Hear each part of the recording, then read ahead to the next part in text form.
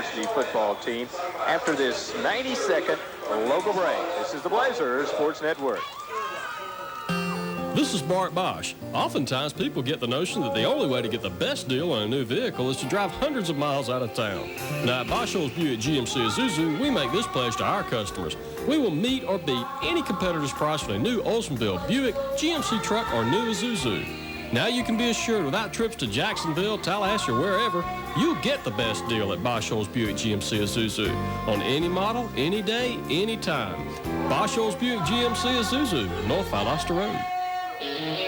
We're in the store once again here at Nigel's Diamonds and Gold. And fellas, it's beginning. And then probably get back together. What we really like to do is do a dome game and go play in the Alamo Dome in San Antonio, and then come back here and play a game up in Atlanta in the Georgia Dome.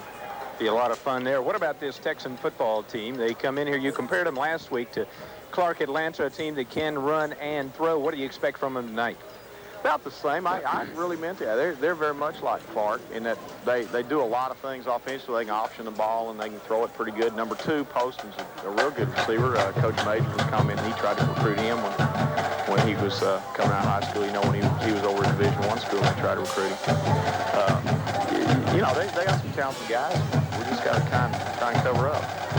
Well, this is the final tune-up. It's all conference games the rest of the way, and I know you want to keep your Blazers on a hot edge, a high edge, as we go into Carrollton next week, and then you got Mississippi College at home, and then you go to the Delta and the big showdown with North Alabama on the first Saturday night in November. Again, an edge game. You don't want to lose any edge. Your Blazers are playing very, very well right now. So tonight, another opportunity to strengthen your ratings, your national standings. Let's keep it going.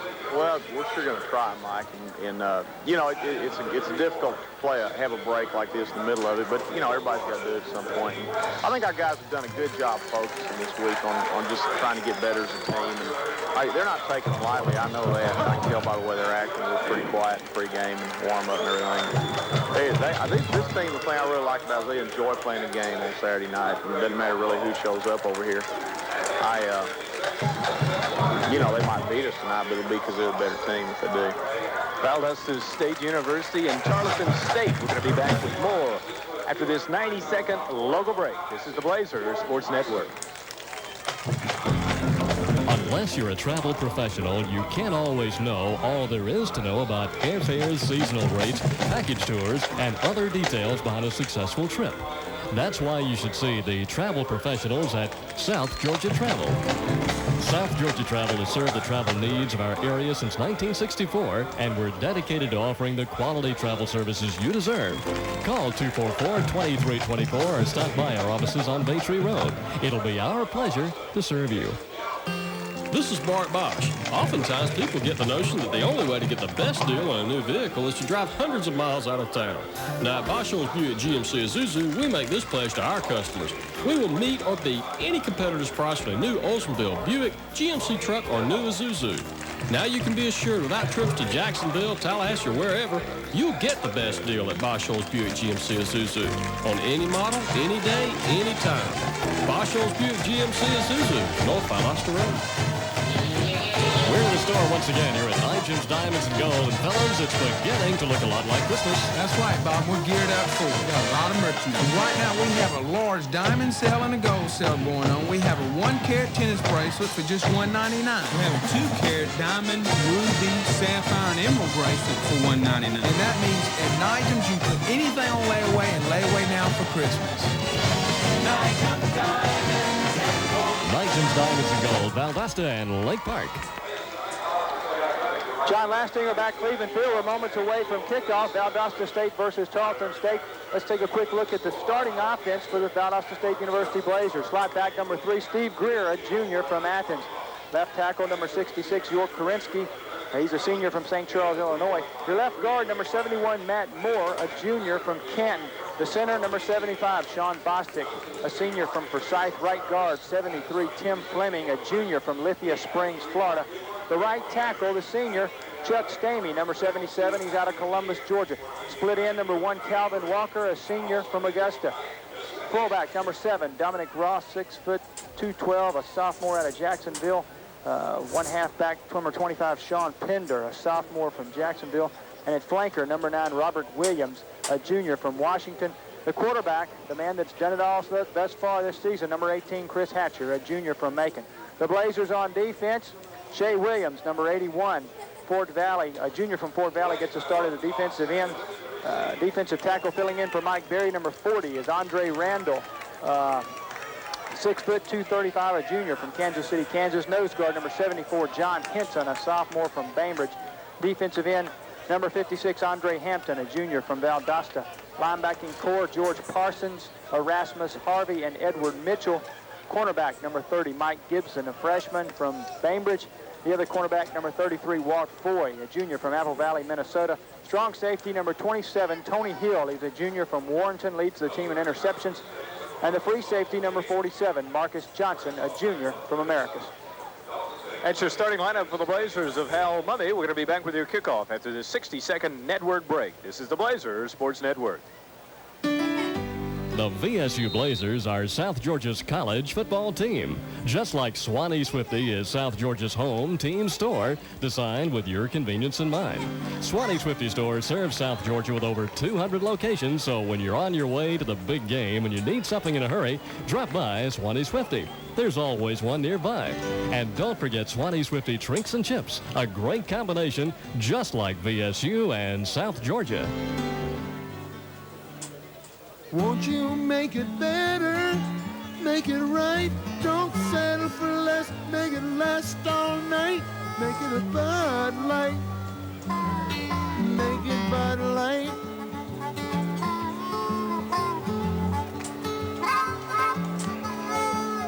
Never fills you up, never lets you down, make it a Bud Light, make it Bud Light. Anheuser-Busch, St. Louis, Missouri.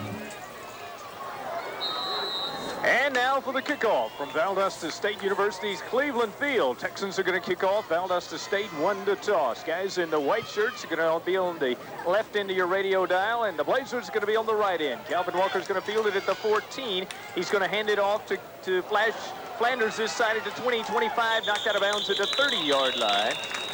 And it's a play we've seen work to perfection several times this year as Walker fielded it on the high bounce and then handed off. And here comes the Flash, the junior from Bainbridge, Georgia, and gained an extra 15 yards on that particular play. So Valdosta State's going to set up shop at the 30-yard line, just underway in the football game. Hatch is going to come out there and lead this Blazer offense out onto the field. Record-setting offense, and he sets a record every time he comes out here. And we're going to be talking about some of the records as we get along tonight. He's under the center. He's got 2 men split in the backfield. 1 man on the right, 1 man on the left. Now he's got a motion man. It's Dominic Ross, the sophomore fullback. Going to throw quickly to Walker at the 29, to the 30, to the 33, and he got hit hard from behind, and he got knocked down at the 34-yard line. We're on the Blazers Sports Network. Going to take a break and allow all our friends along the Blazers Sports Network to identify themselves at this time. Star 105 is WSTI FM, Equipment, Valdosta, Lake Park, and Orb Communications Station. Hatcher's going to be in the gun this time, standing at his own 29-yard line. The play gain 4. It'll be 2nd and 6 at the 34. First one was a pass going to his favorite receiver, Kelvin Walker. Now he's going to look down the field, trying to stretch him out. The beanpole's down there. Robert Williams is going to go for the ball, and 2 white shirts from Tarleton jumped all over him, and the crowd wanted interference, but that's not what it's going to be. It's going to be an incomplete pass down at the 30-yard line at the other end of the stadium. Well, a good job of coverage that time by the Texans. We've got a penalty flag down, too. Let's see, we're going to have an illegal procedure call against the Blazers, but a nice job of coverage by the Texans. Nothing fancy with their coverage, just got what's called a cover 1 with the free safety, strong safety, and 2 corners. But the free safety, a nice job of coming over and helping out the corner there to get the double coverage on Williams. It's an illegal procedure call. They'll mark it 5 yards further back, and the ball's going to be spotted at the 29-yard line of DSU, just underway in the football game. Crowd still coming into the stadium on a balmy Saturday night, very humid earlier today. Talking with Ronnie Romish, he said that it's much more humid here than it is in Stevensville, Texas, a town of 25,000 folks, and that's where Tarleton State is located. Hatch is under the gun, under the center this time. And he's got 1 lone setback. Kelvin Walker in motion to the visitor's side of the field. Long time with the snap count, and he's going to go to Ross, the fullback, bangs across the 30 to the 35. He's carrying people to the 40.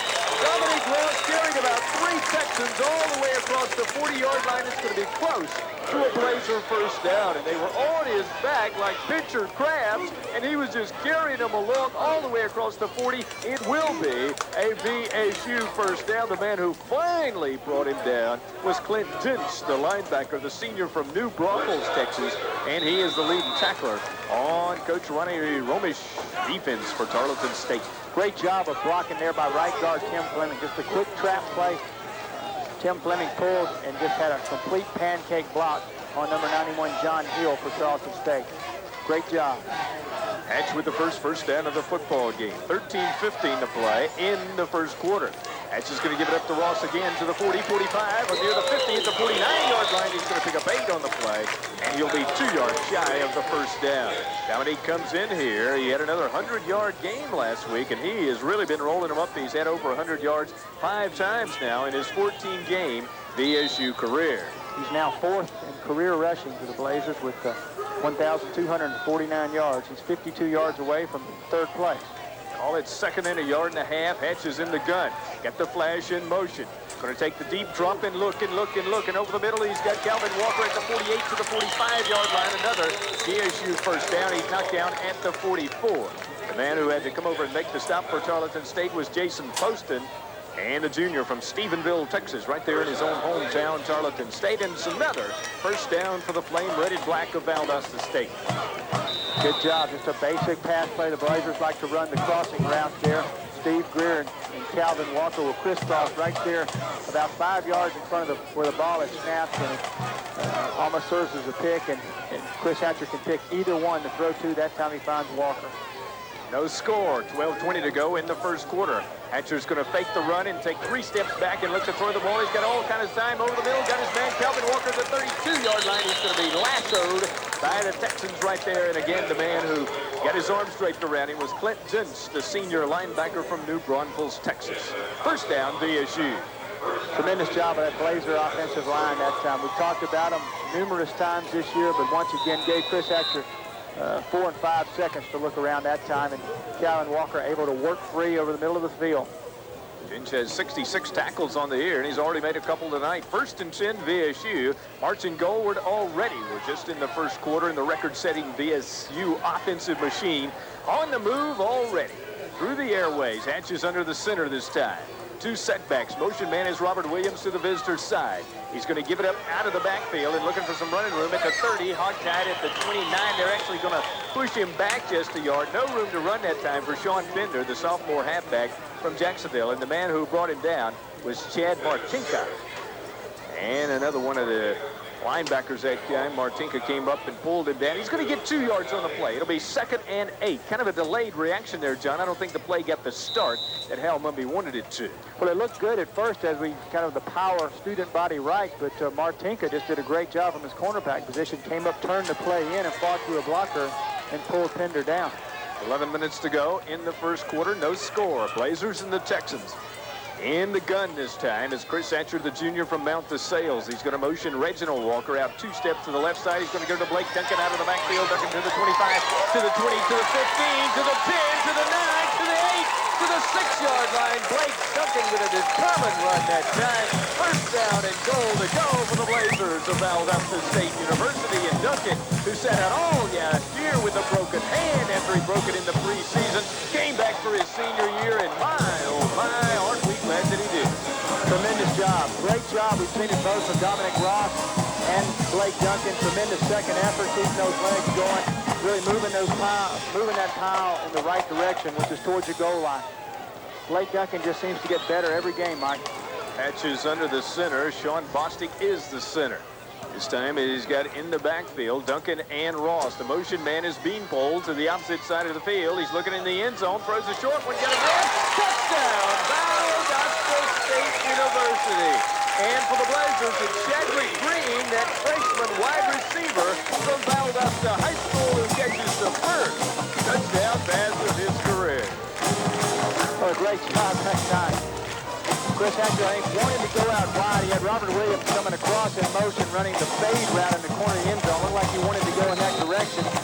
Good coverage on Robert, so what does he do? He comes back to the second receiver, which is Chadwick Green, who just works free across the middle.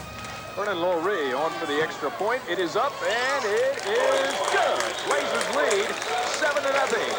10:20 to go in the first quarter. You're listening to the Blazers Sports Network. We'll take a 30-second local break. This is the Blazers Sports Network. This fall, the Framing Workshop has much more in store for everyone. Hello, this is Carla Penny, and all of us invite you in soon to see the fall edition of the Framing Workshop. Come and see our wearable art, T-shirts by Monet, Van Gogh, Raphael, and others, and prints to match for your living room, dorm room, or even your office. We do great framing, too, and the new VSU diplomas look exquisite. Fall in this fall to the Framing Workshop at Barclay Square by the mall.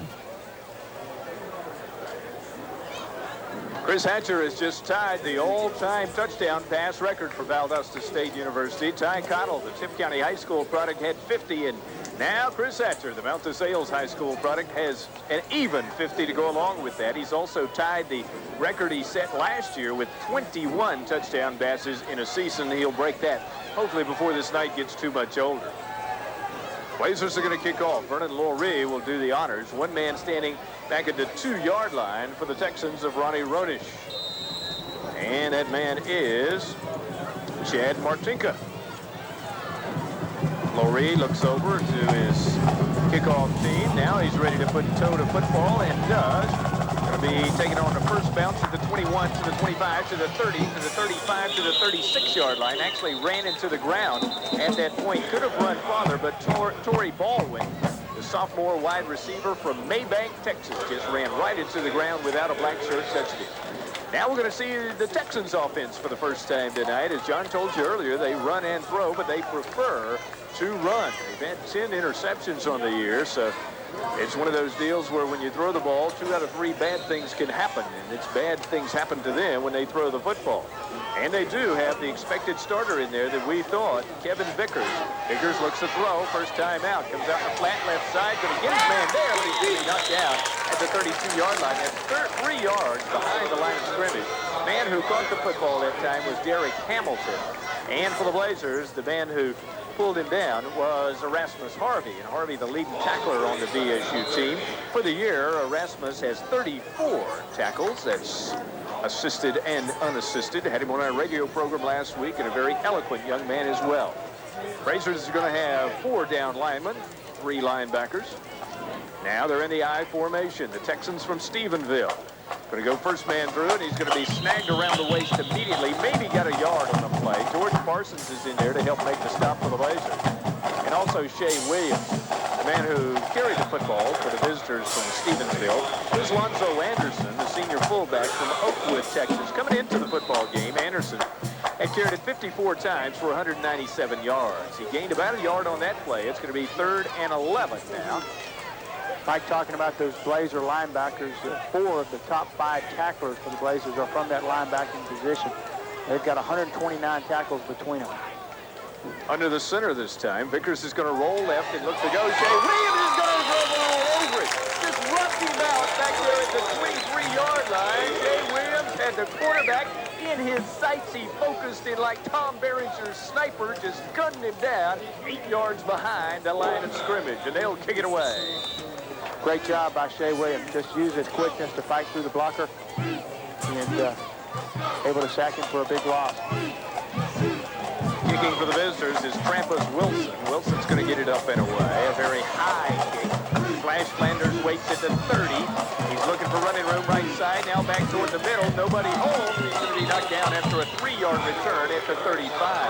The man who came in and made a heads-up stop for the visitors was David Petrov, the strong safety freshman from Garland, Texas, and the Blazers' high-powered offense will set up shop once again. 8:16 to go in the quarter, and VSU up 7-0. Got a couple of scores from this afternoon, and we're going to be trying to get along to you. 2 Gulf South Conference games this afternoon, or games involving Gulf South Conference teams. Blazers came in here leading the Gulf South. We've never won it, but we finished second on 2 different occasions. Hatch is in the gun. Got Sean Bender on his left and Dominique Ross on his right. Perfect snap, looking to throw. Still time. Over the middle, got a man wide open. It's Greer at the 50, 45, 40, 39. Steve Greer who had a career-high 8 catches last week, has just latched onto his first one of the night, and it's a big gainer up to the Texans' 40-yard line. So on the first play, he's able to pick up, let's see, 15 yards that time. Going to be 1st and 10 for the Blazers of Howe Mumme. The black shirts are marching goalward again, leading 7-0 with 8 minutes to play in the first quarter. Hatch is in the gun. He's got Blake Duncan on his right, sends Robert Williams out wide to the right. And Calvin Walker wide to the left side. Reginald Walker is lined up in the slot. Robert Williams comes in motion to the home side. Perfect snap. Hatch has got time. He's going to look down the field. Still got time. Got a man tipped away at the last possible moment. Beautiful tip that time by the visitors. And the man who knocked it away was Stephen Sykes. Sykes just tipped it away, intended for Robert Williams, the beanpole. It'll be 2nd and 10 at the 40-yard line. Valdosta State comes in ranked 8th in the nation. 3 wins in a row. North Alabama, our Gulf South Conference foe, is the #1 team in the nation. And we'll be facing North Alabama on the first Saturday night in November. Hatch is in the gun on 2nd and 10. They're going to rush 4. Hatch takes the snap and looks right side to Duncan. Now back toward the middle. Got some time, comes out this side. And again, he's got his man Steve Greer at the 37-yard line. Greer's going to pick up 4 on the play. It'll be 3rd and 6 at the Texans' 36-yard line. 7:24, clock's running in the first quarter. Next Saturday, John and I will be in Carrollton, Georgia for a rematch with the West Georgia College Braves, who had not won a football game prior to tonight. We'll see how they do a little bit later on. Have to go to Livingston. That's going to be a tough test out there. The Livingston Tigers like to throw the ball, but Marty Washington is hurt from last week's game. Is not scheduled to play tonight. We'll see how that comes about. Hatch is in the gun on 3rd down. 6 yards to go. Got a motion man to this side, and it's Dominique Ross. He's going to give it up to Duncan. Duncan's going to skedaddle across the 30 to the 26-yard line. First down, Valdosta State. And Blake Duncan already with a couple of big carries tonight. Doing a great job. That offensive line really opening up some holes there. And I think Hal Mumme and the offensive staff have found out that the running game is there. And as much as they like to throw it, you can bet they're going to take advantage if that running game's there. They've got some guys who can certainly get the job done in Blake Duncan and Dominic Ross.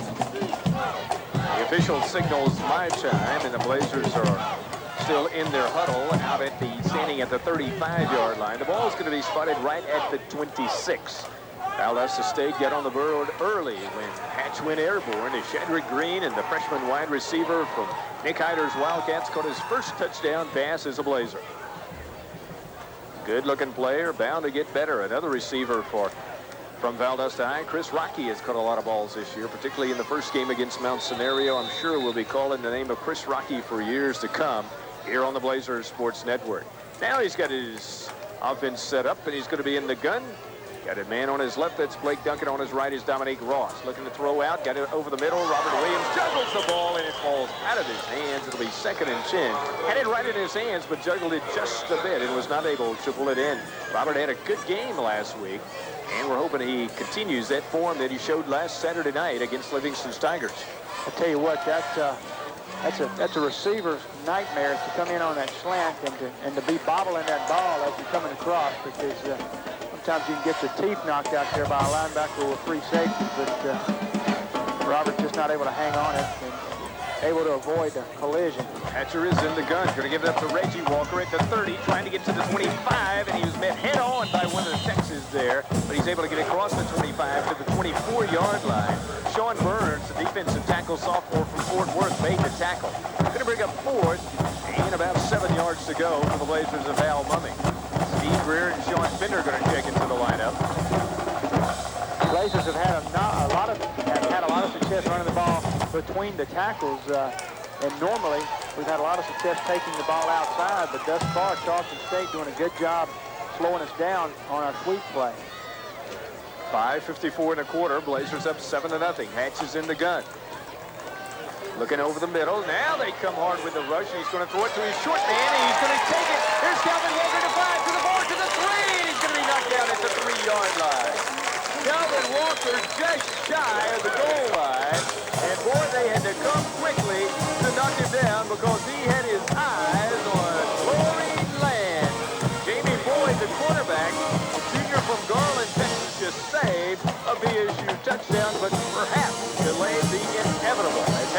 there and had those feet moving around. Looked like he wanted to get rid of it. Finally he did, and there's his favorite receiver, Kelvin Walker. Blazers poised for glory right here at the 3-yard line. Hatch is under the center. Similar situation last week. He carried it himself. This time he's going to roll right and look on the naked bootleg into the end zone, tipped away by one of the white shirts, and the man who got a fingertip on it was Eric Balls, the junior linebacker. It'll be 2nd and goal at the 3. Well, that time again running the naked bootleg play that has been so good to us around the goal line, but Blazers had the ball on the right hash mark, and that time tried to run it into the right, ran it to the right side, which obviously didn't have much field to work with, and I think Chris Hatcher ran out of room there looking for a receiver. Hatch on 2nd and goal. He's got Dominique Ross, lone setback in the backfield. Long snap count, going to give it to the big fullback. Touchdown, Valdosta State University. Dominique Ross carries it home, and the Blazers are on the board again from 3 yards away as the sophomore from Jacksonville. If we got thunder and lightning in the backfield, Ross has got to be the thunder, and Chris Hatcher has to be the lightning. Blazers are up 13-0. Lowry on for the DAG kick. Been remarkably accurate since the first game of the season. Kick is up, and it is good. Blazers up 14-0, 5:13 to play in the first quarter. We'll take a 60-second network break. This is the Blazers Sports Network. Everybody, with the news that Wendy's Monterey Ranch Chicken Sandwich is back, we've decided to just throw in the towel and close down the restaurant.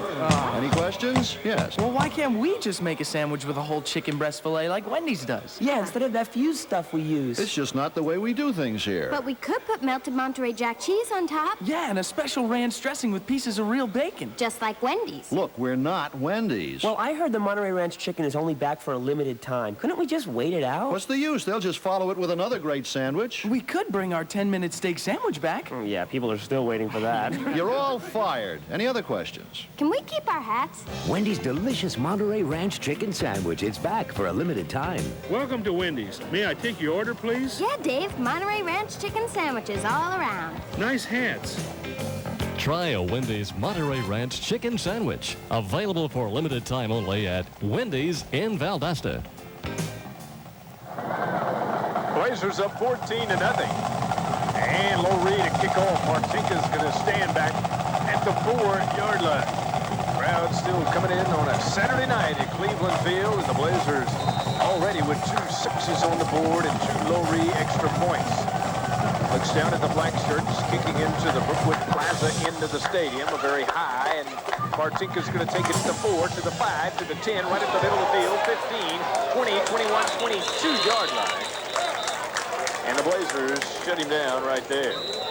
Mark Beach is over there to make the stop, and also for Mike Major's defensive unit is Keith Braddock, free safety junior from Laurel, Mississippi. Now we'll see what the Texans have. They didn't show much the first time out. Threw it the first time they had the football. Tried to run a little bit and not much going. They're going to be at the 21-yard line, and the Blazers are going to try to put the defensive stop them on them here, leading 14-0 with 5:06 to play in the first quarter. Kevin Vickers is still the quarterback. Got 1 lone setback this time. Vickers going to hand off left side, drop the ball, it's on the ground. Vickers tried to get back to it, but I think the running back's going to jump on it. Will he? Yes, he will. And Tarleton State is going to come up with the football after Lonzo Anderson, the fullback, dropped it and then fell right on it. Andre Hampton, one of the Hampton twins for the Blazers. Actually, they're cousins, not twins, but he was right there to make sure that Anderson was able to fall on it, and he did. He's actually going to lose a yard on the play. It'll be 2nd and 11 at the 19-yard line, and the clock's running at 4:35 in the first quarter. Without 2 wide receivers left, 2 wide receivers on the right.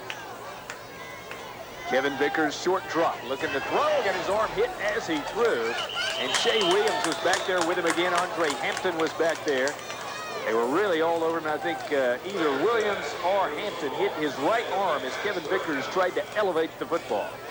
Certainly did good job, good pressure from the defensive end positions there. Andre Hampton and Shea Williams just doing a great job of just using their quickness to get around the tackles and then put that pressure on Vickers. 3rd and 12 for the Texans from Stevensville. 2 and 3 on the year. The Blazers so far have maintained every ounce of intensity they've had so far this season. Taking the long drop and throwing it over the middle.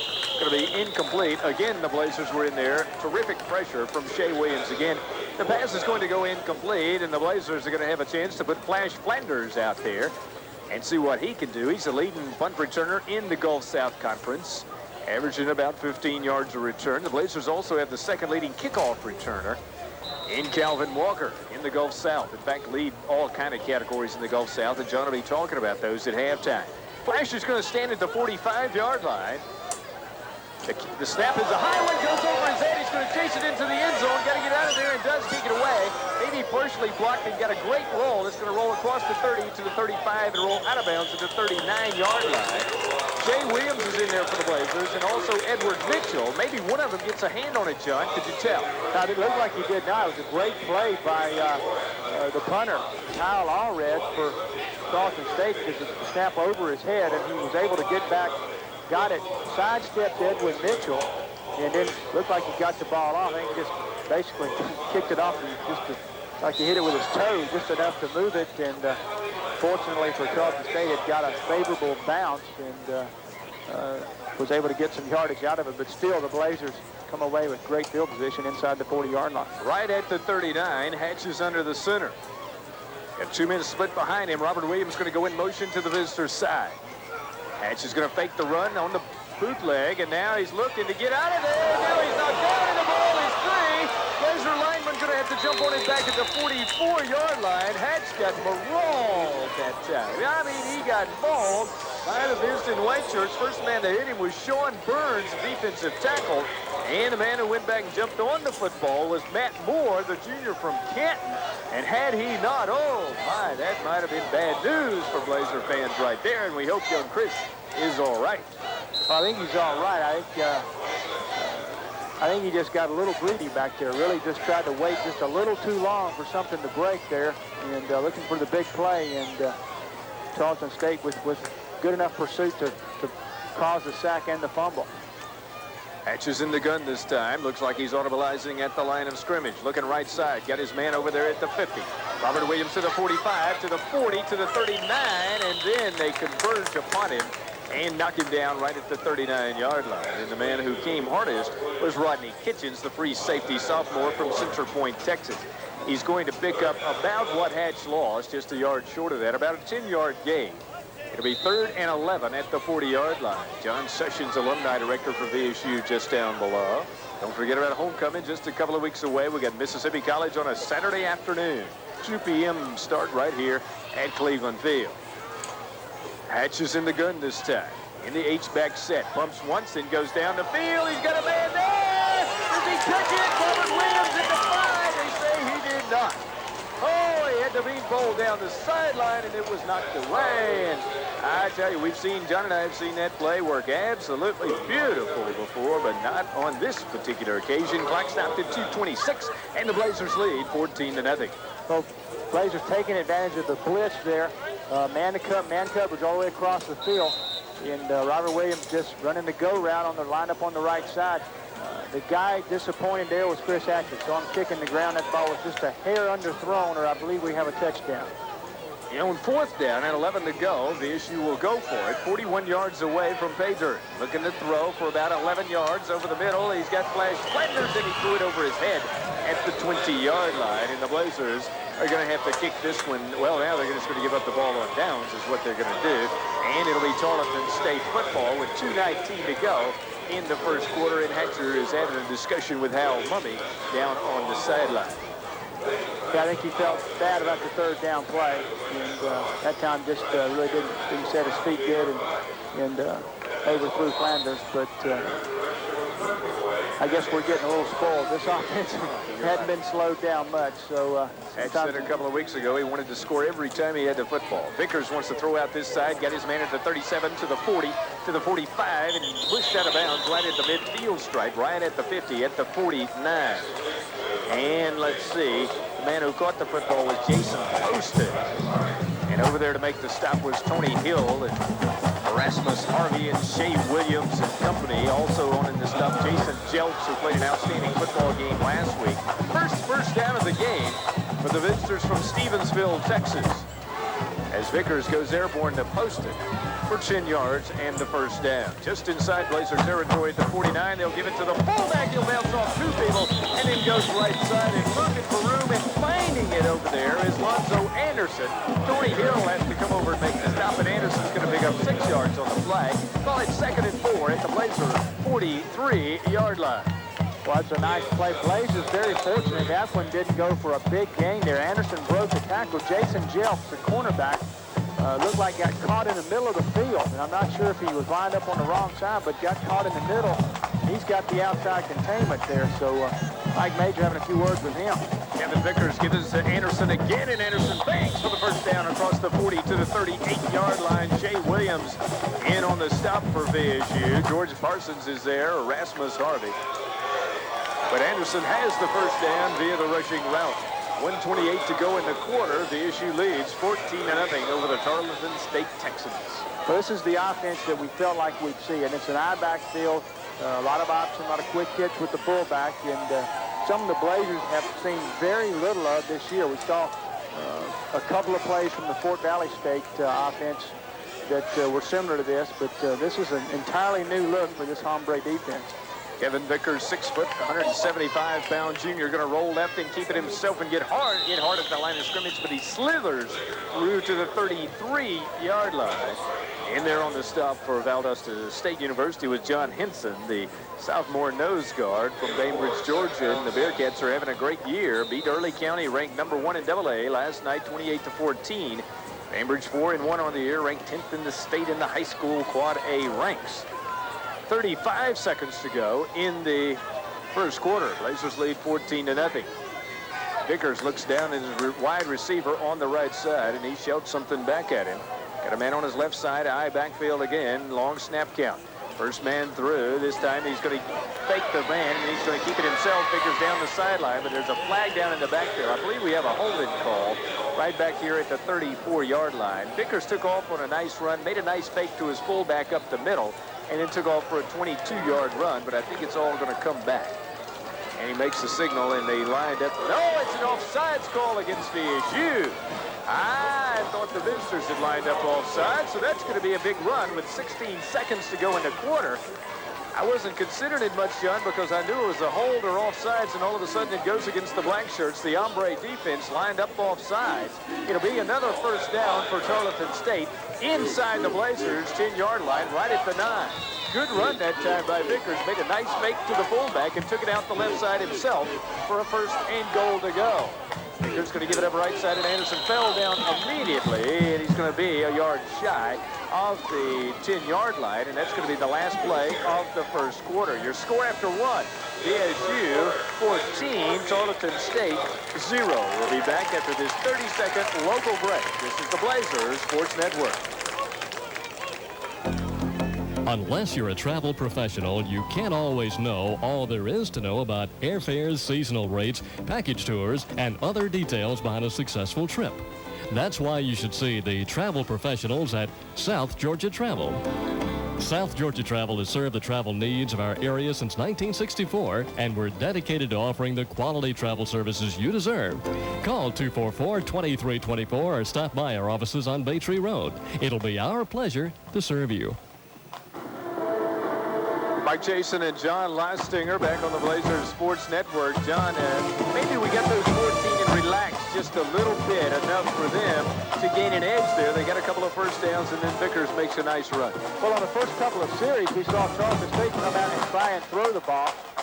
When all along we felt like they would have tried to establish this fullback option, quarterback option offense at us, and now all of a sudden they've gone back to it, and Blazers did not play it very well. It becomes a responsibility type assignment football. Somebody's got to take the quarterback, somebody's got to take the pitch man, and somebody's got to take the fullback. And on the nice play, the 22-yard run by Vickers there, nobody for the Blazer defense there to take the quarterback. Vickers is going to look to throw into the end zone. He's going to do that, but it's going to be incomplete. as Walt Foy was over there, Tony Hill was over there, and the intended receiver for the visitors that time was Jason Poston. The junior split in from Stevensville, and Poston's already caught one ball tonight. 14:56 to go in the half, and Blazers lead 14-0, but the guys from Stevensville are threatening on 3rd down and goal to go. Blazer defense ranked #1 in the Gulf South Conference. 291 yards a game, only 90 yards a game against running the football allowed against them. Blazers will rush 4. Vickers going to take it on the right side. The late pitch is behind his man. Now we go for it on the ground. Who's going to come up with it? And I think Anderson is going to fall on it back at the 15-yard line. It'll bring up a 4th down. Second fumble that Tarleton State's had tonight, and they have recovered both opportunities. Good job that time. Looked like we had that one played properly. Looked like Shea Williams there to take the quarterback, and looked like James Easley there for the pitch man. So that's the way you got to play the option. Here comes Trampus Wilson on to try the field goal for the visitors. He's 0 for 1 for the year. The snap is down from the 21. The kick is up, and it is good. So he nails the three-pointer from 31 yards away. Wilson put 3 on the board at the 14:08 mark of the second quarter. We'll take a 90-second network break. This is the Blazers Sports Network.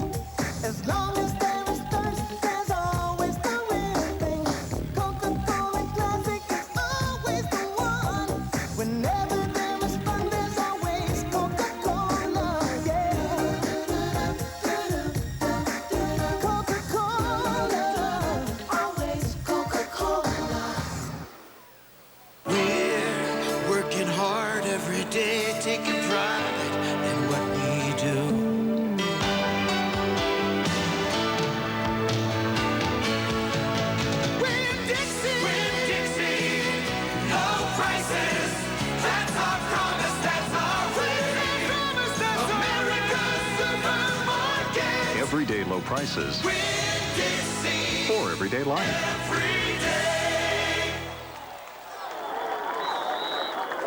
It's a very short kickoff and a chance for the Blazers to make a short return, but we got a penalty, a face mask.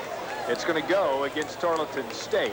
The kickoff was just a stubby, went up to the 37-yard line, and the Blazers picked it up at that point, and the man who returned the football for VSU was Mark Beach, and Beach got an obvious face mask right in here in front of the VSU bench, so they're going to mark off 10 yards further down. Well, it's going to be a 5-yard face mask, inadvertent face mask, so to speak.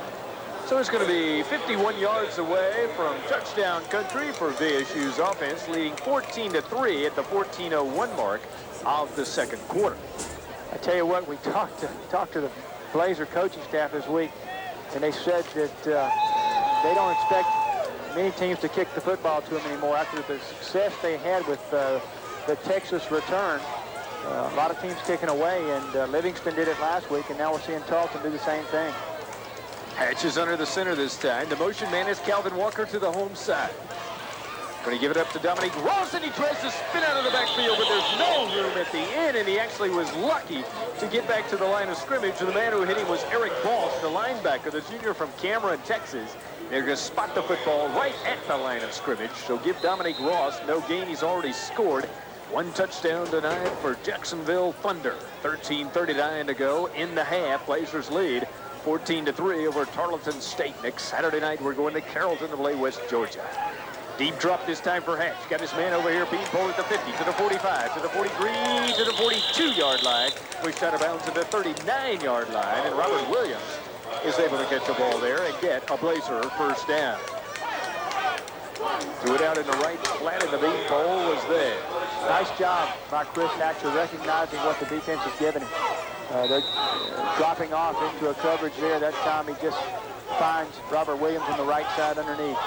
Robert takes it, makes a nice run once he catches it. H-back set for the Blazers, and Flanders is on the right side. Look for Flash down the sideline. Hatch is going to go short to Duncan at the 40 to the 35. Duncan picking his way through to the 32 to the 31-yard line. Again, Blake Duncan with that fancy footwork is going to be close to another Blazer first down. It'll be a 9-yard pass play, and it'll be 1 yard shy of the first down. Call it 2nd and 1 at the 31-yard line of Tarleton State, and the Blazers go with the no huddle at the 13-minute mark, leading 14-3 already. Coming in here averaging over 40 a game. On the right side, you got Greer, and you got Flash Flanders. Look for Flanders to streak down into the end zone. Going to give it up to Blake Duncan on the delay, left side, takes it across the 30 to the 29, first down, VSU.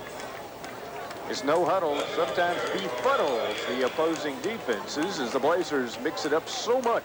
So many receivers out there, just like a candy store. Which one am I going to throw to this time? Coming out of there this time for the Blazers is Sean Pender. The Blazers are going to set up in the no huddle. The only delay is to move the sticks down the field. 12:33 and a half. Blazers leading 14-3. Couple of statistics for you, Mike. First quarter, Chris Hatcher 8 of 13, 95 yards and 1 touchdown. Hatch came in here hitting 67% of his passes. Got 50 touchdown passes in his career and 21 this season.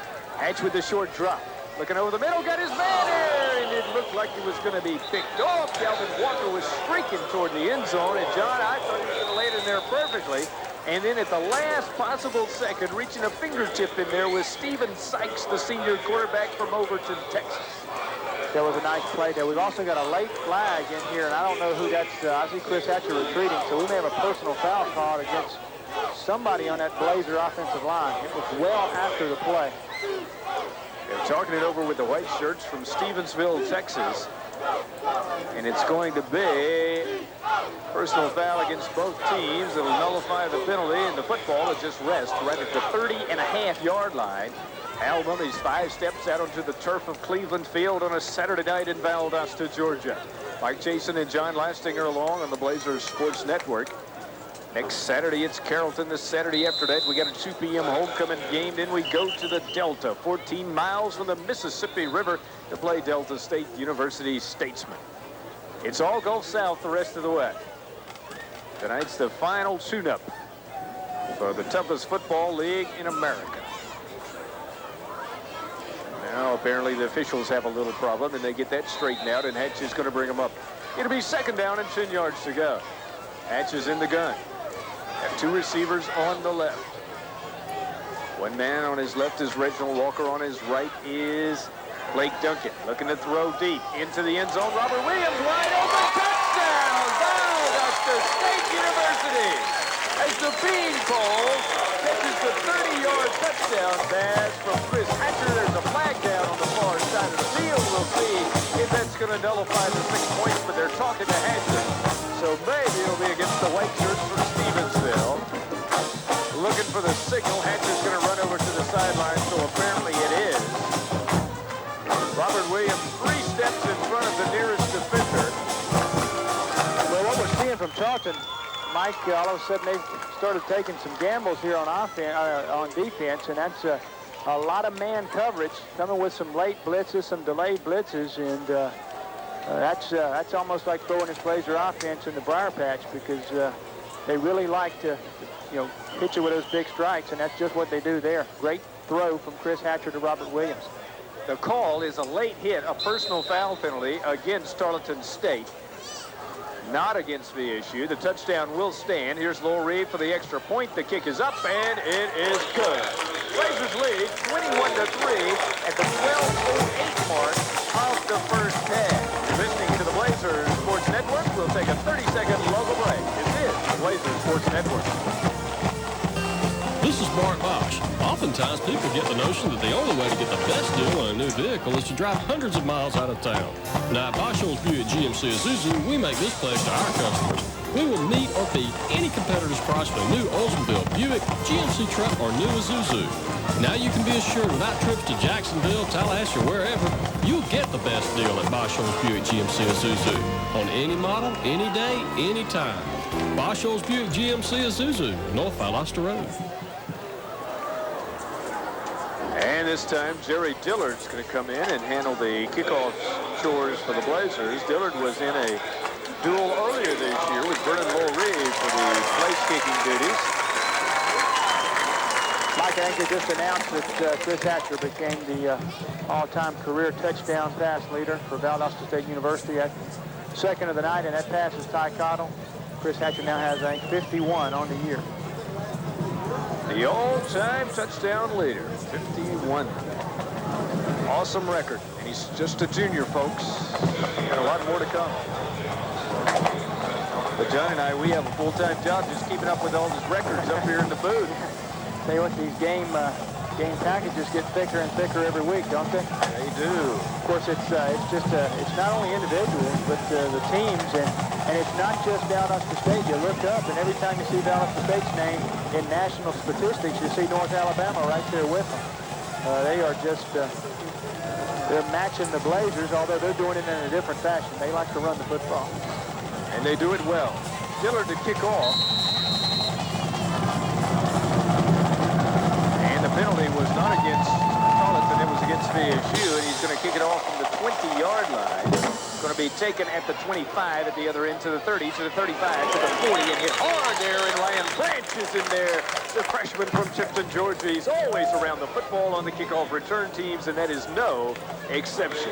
I tell you what, I often wonder if we just put Ryan out there and just let him go down by himself. I really think he could make the tackle. He just, that guy is always around the football. There's no question. He is a hitter.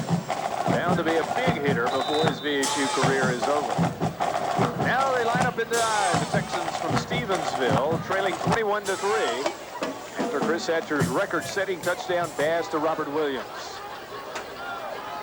Vickers going to give it up. Going to keep it himself. Vickers to the 40, to the 45, to the 48-yard line. Vickers again with a good fake to the fullback, Lonzo Anderson. He keeps it himself on the right side and picks up 8 yards on the play. Call it 2nd and 2 at the Blazer 48. Once again, Blazers having a difficult time defending this option, and I don't think it's any really breakdowns. It's just they have not seen it, and it takes these linebackers, these defensive ends, got to get used to it a little bit, got to get acclimated to what they're seeing here. But Tarleton executing that option very well. Vickers under the center this time, high backfield, wide receiver left, 2 on the right side.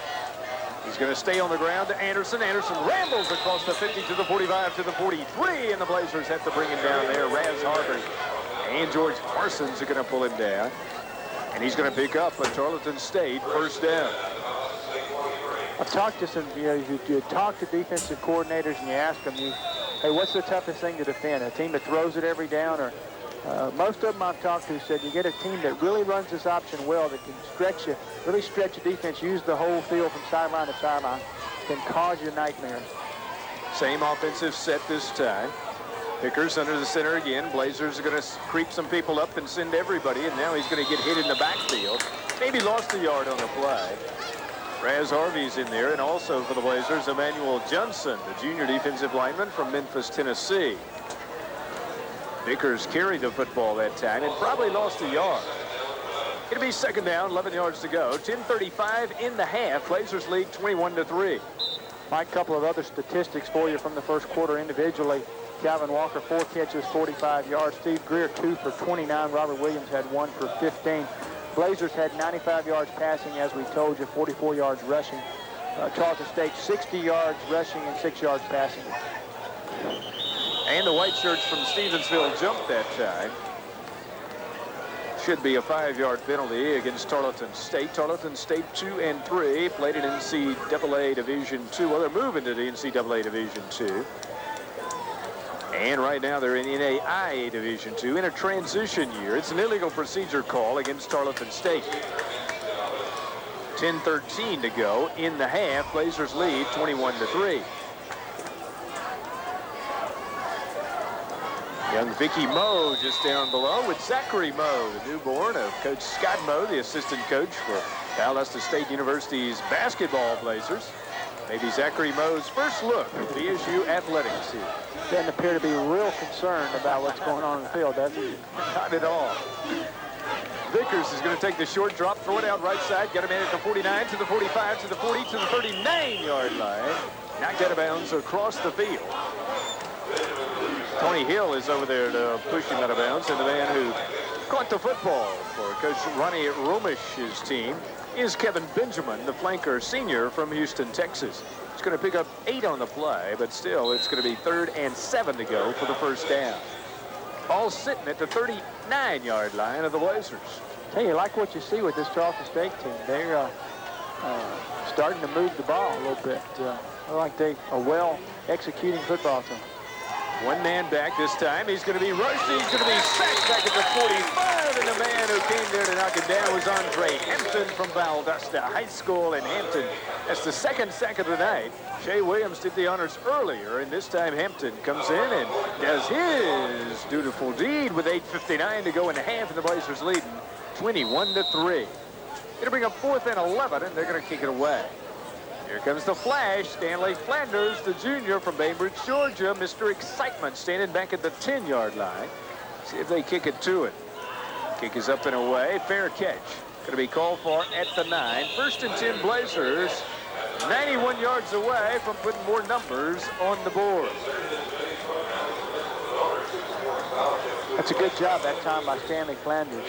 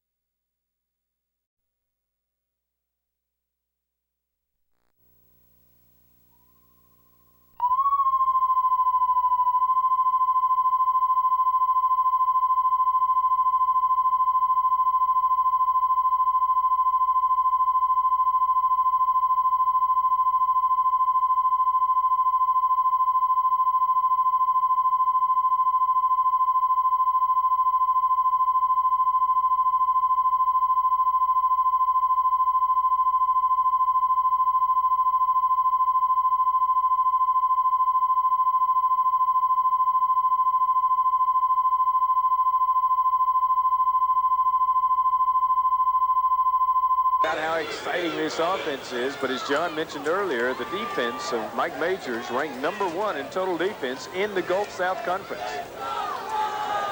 Hatch under the center. Dominique Ross in the backfield. Robert Williams on the right side. He's already caught 1 touchdown pass. He throws the short one to the beanpole at the 15, to the 20, to the 22, to the 24-yard line. First down, VSU. Hatch goes airborne for a 20-yard pass to Robert Williams. I think it's the 3rd ball Robert's caught tonight. Really, really off the snide here in game number 6 of the 1993 football season. Well, you know, last year, early in the year to about mid-season, he seemed to be the go-to guy. We really wanted to get the ball to him. All of a sudden, he came up, hurt his hamstring, and then Calvin Walker just took over and has been the go-to guy ever since. Hatch is under the center. Motion man to this side is Calvin Walker. Got Dominique Ross in the backfield, but he's going to throw to Walker at the 25 to the 30 and leaned across the 30 to the 31-yard line. It's a 7-yard pass play to Calvin Walker. It'll be 2nd and 3, and Hatch continues to set that record for most passes without an interception. Came in here, he had thrown like 128 without an interception, and that's every time he throws one. That's a record. He's only had 2 intercepts on the year. Done a great job. Obviously, you got to have some luck there on a couple of tip passes, things like that. But Chris Hatcher knows where to throw the football. 7:32 in the quarter, and the Blazers up 21-3. Stay on the ground to Dominique Ross. Thunder comes out of there to the 35, and first down VSU. And the white shirts pull him down as he crosses the 35 to the 36-yard line. Eric Balls, the linebacker, junior from Cameron, is the man who wrapped his arms around him and brought him down. Interesting discussion with Howe Mumme in the pregame about the possibility of the Blazers going out to Texas and playing a game in the Alamo Dome out there in San Antonio, and that'd be a lot of fun. It only took them 2 hours to get here, John, because they came via air. They said that's their shortest road trip of the season. They came from 5 states away. Texas is a big state, Mike. 7:12 to go. Hatch is in the gun. Low snap, but he's going to get it and throw down the field. Looking for the flash. Comes back, catches the ball at the 30, to the 25, 20, 15, 10, 5. Touchdown, Valdosta State University. Flash Landers did a lot of that on his own. Is on a comeback route. Thrown a little bit short by Hatcher. He comes back, catches the ball, and then steps all over a Tarleton State Texan, and then fights off another with a stiff arm with the left arm and takes it into the end zone. And the flag has streaked to another touchdown. And Chris Hatcher has just set another record. He's broken his own record. He said just minutes ago he has 52 career tosses, and he has 22 touchdowns in a season, and that breaks another record for Chris Hatcher. 6:57 to go in the half. Blazers lead 27-3. That was a great job that time by Stanley Flanders. Ball actually a little underthrown, but once again, Tarleton going with a man-to-man coverage there, which is a little surprising because there's some matchups there that are to the Blazers' advantage, but Flanders just on a streak route on the right side. Made an adjustment, as you said, Mike. Came back and got the football as it was a little underthrown. A question there, that thing might have been a little offensive interference there. Not sure Flanders might have pushed off just a little bit, but he just has an electric ability to make something happen. Big play, great throw, great catch. Touchdown Blazers.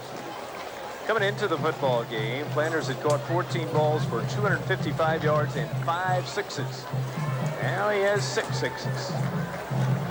Had been quiet last week. Didn't hear much from him last week. Good to see him getting back in that offense. It's a 45-yard touchdown pass. Hatch to the flash. And now on to kick the extra point is Vernon Lowry at the 6:57 mark. Tarleton State took a little time out, getting ready for that one. Kick is up, and it is good. Blazers lead 28-3, 6:57 to go in the half. We'll take a 60-second network break. This is the Blazers Sports Network.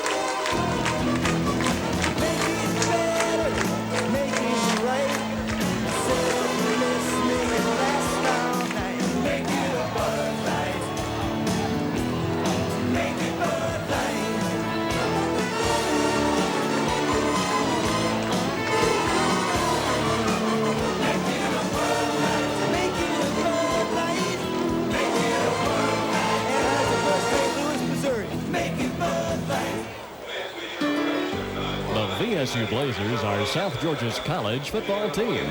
Just like Swanee Swifty is South Georgia's home team store, designed with your convenience in mind. Swanee Swifty store serves South Georgia with over 200 locations, so when you're on your way to the big game and you need something in a hurry, drop by Swanee Swifty.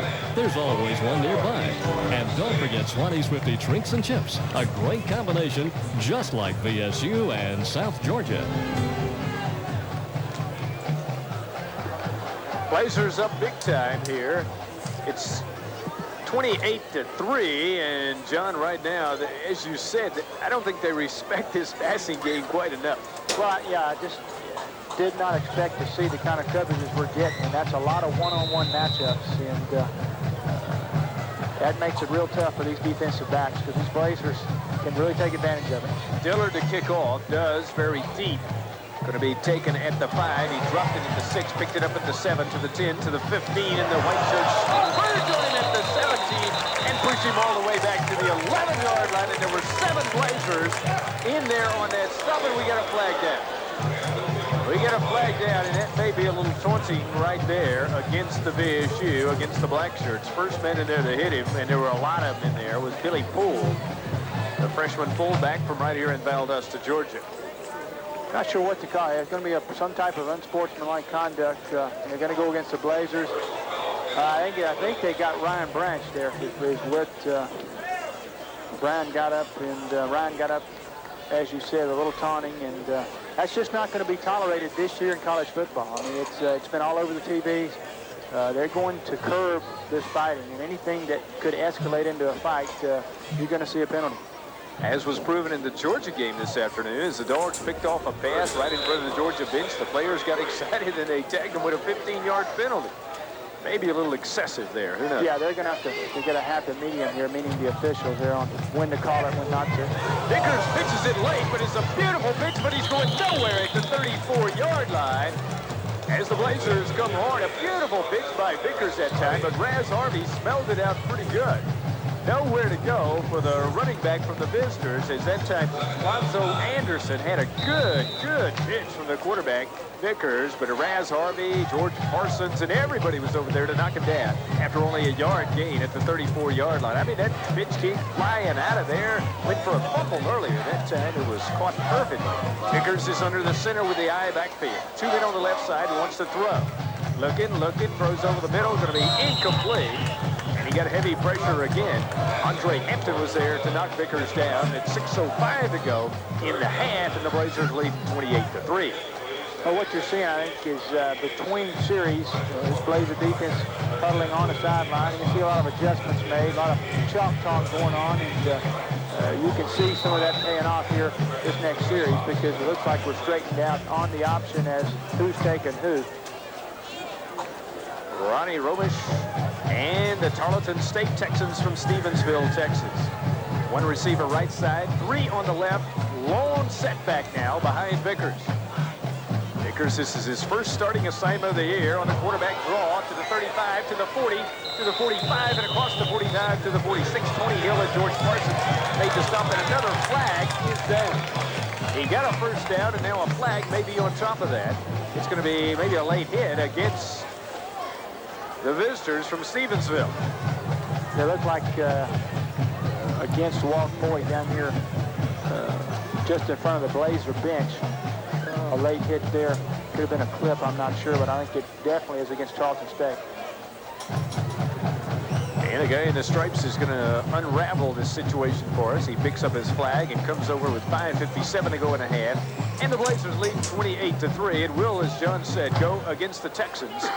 And it'll be a late hit. The ball's going to be all the way back to the 29-yard line.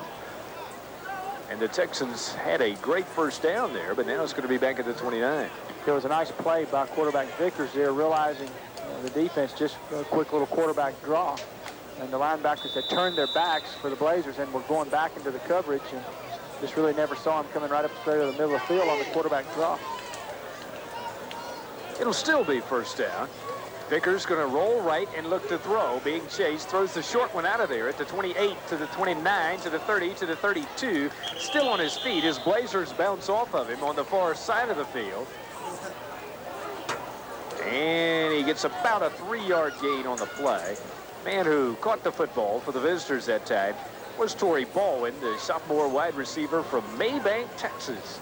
And the Blazers in on the stop was Andre Randall, junior defensive tackle from Kansas City, Kansas. Clock's running at 5:10 to go, and Blazers lead 28-3 in the second quarter at Cleveland Field on a Saturday night. High backfield again. One receiver out wide to the right side. Walt Foy's got him, staring him right in the face. 2 receivers on the left. We send some people. Blitz time. He long snap count, and we jump off sides. And now he calls timeout before he snaps it, so it won't be an offsides call. It will be a timeout with 4:52 to go in the half. Blazers lead 28-3. We'll take a 30-second local break. This is the Blazers Sports Network.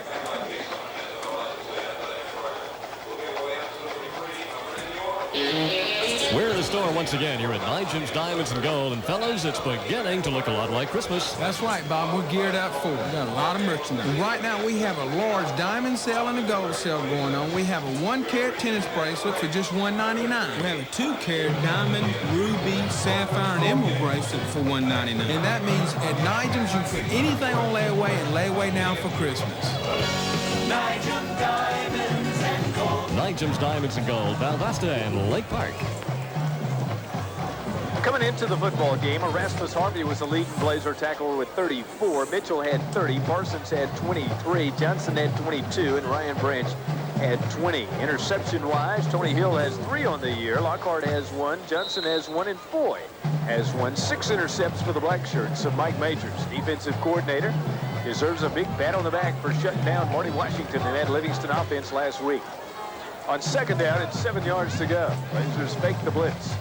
They stay on the ground, and it's going to be for naught as he got the ball and then got knocked down right at the line of scrimmage. And the Blazers are able to pull him down very, very quickly.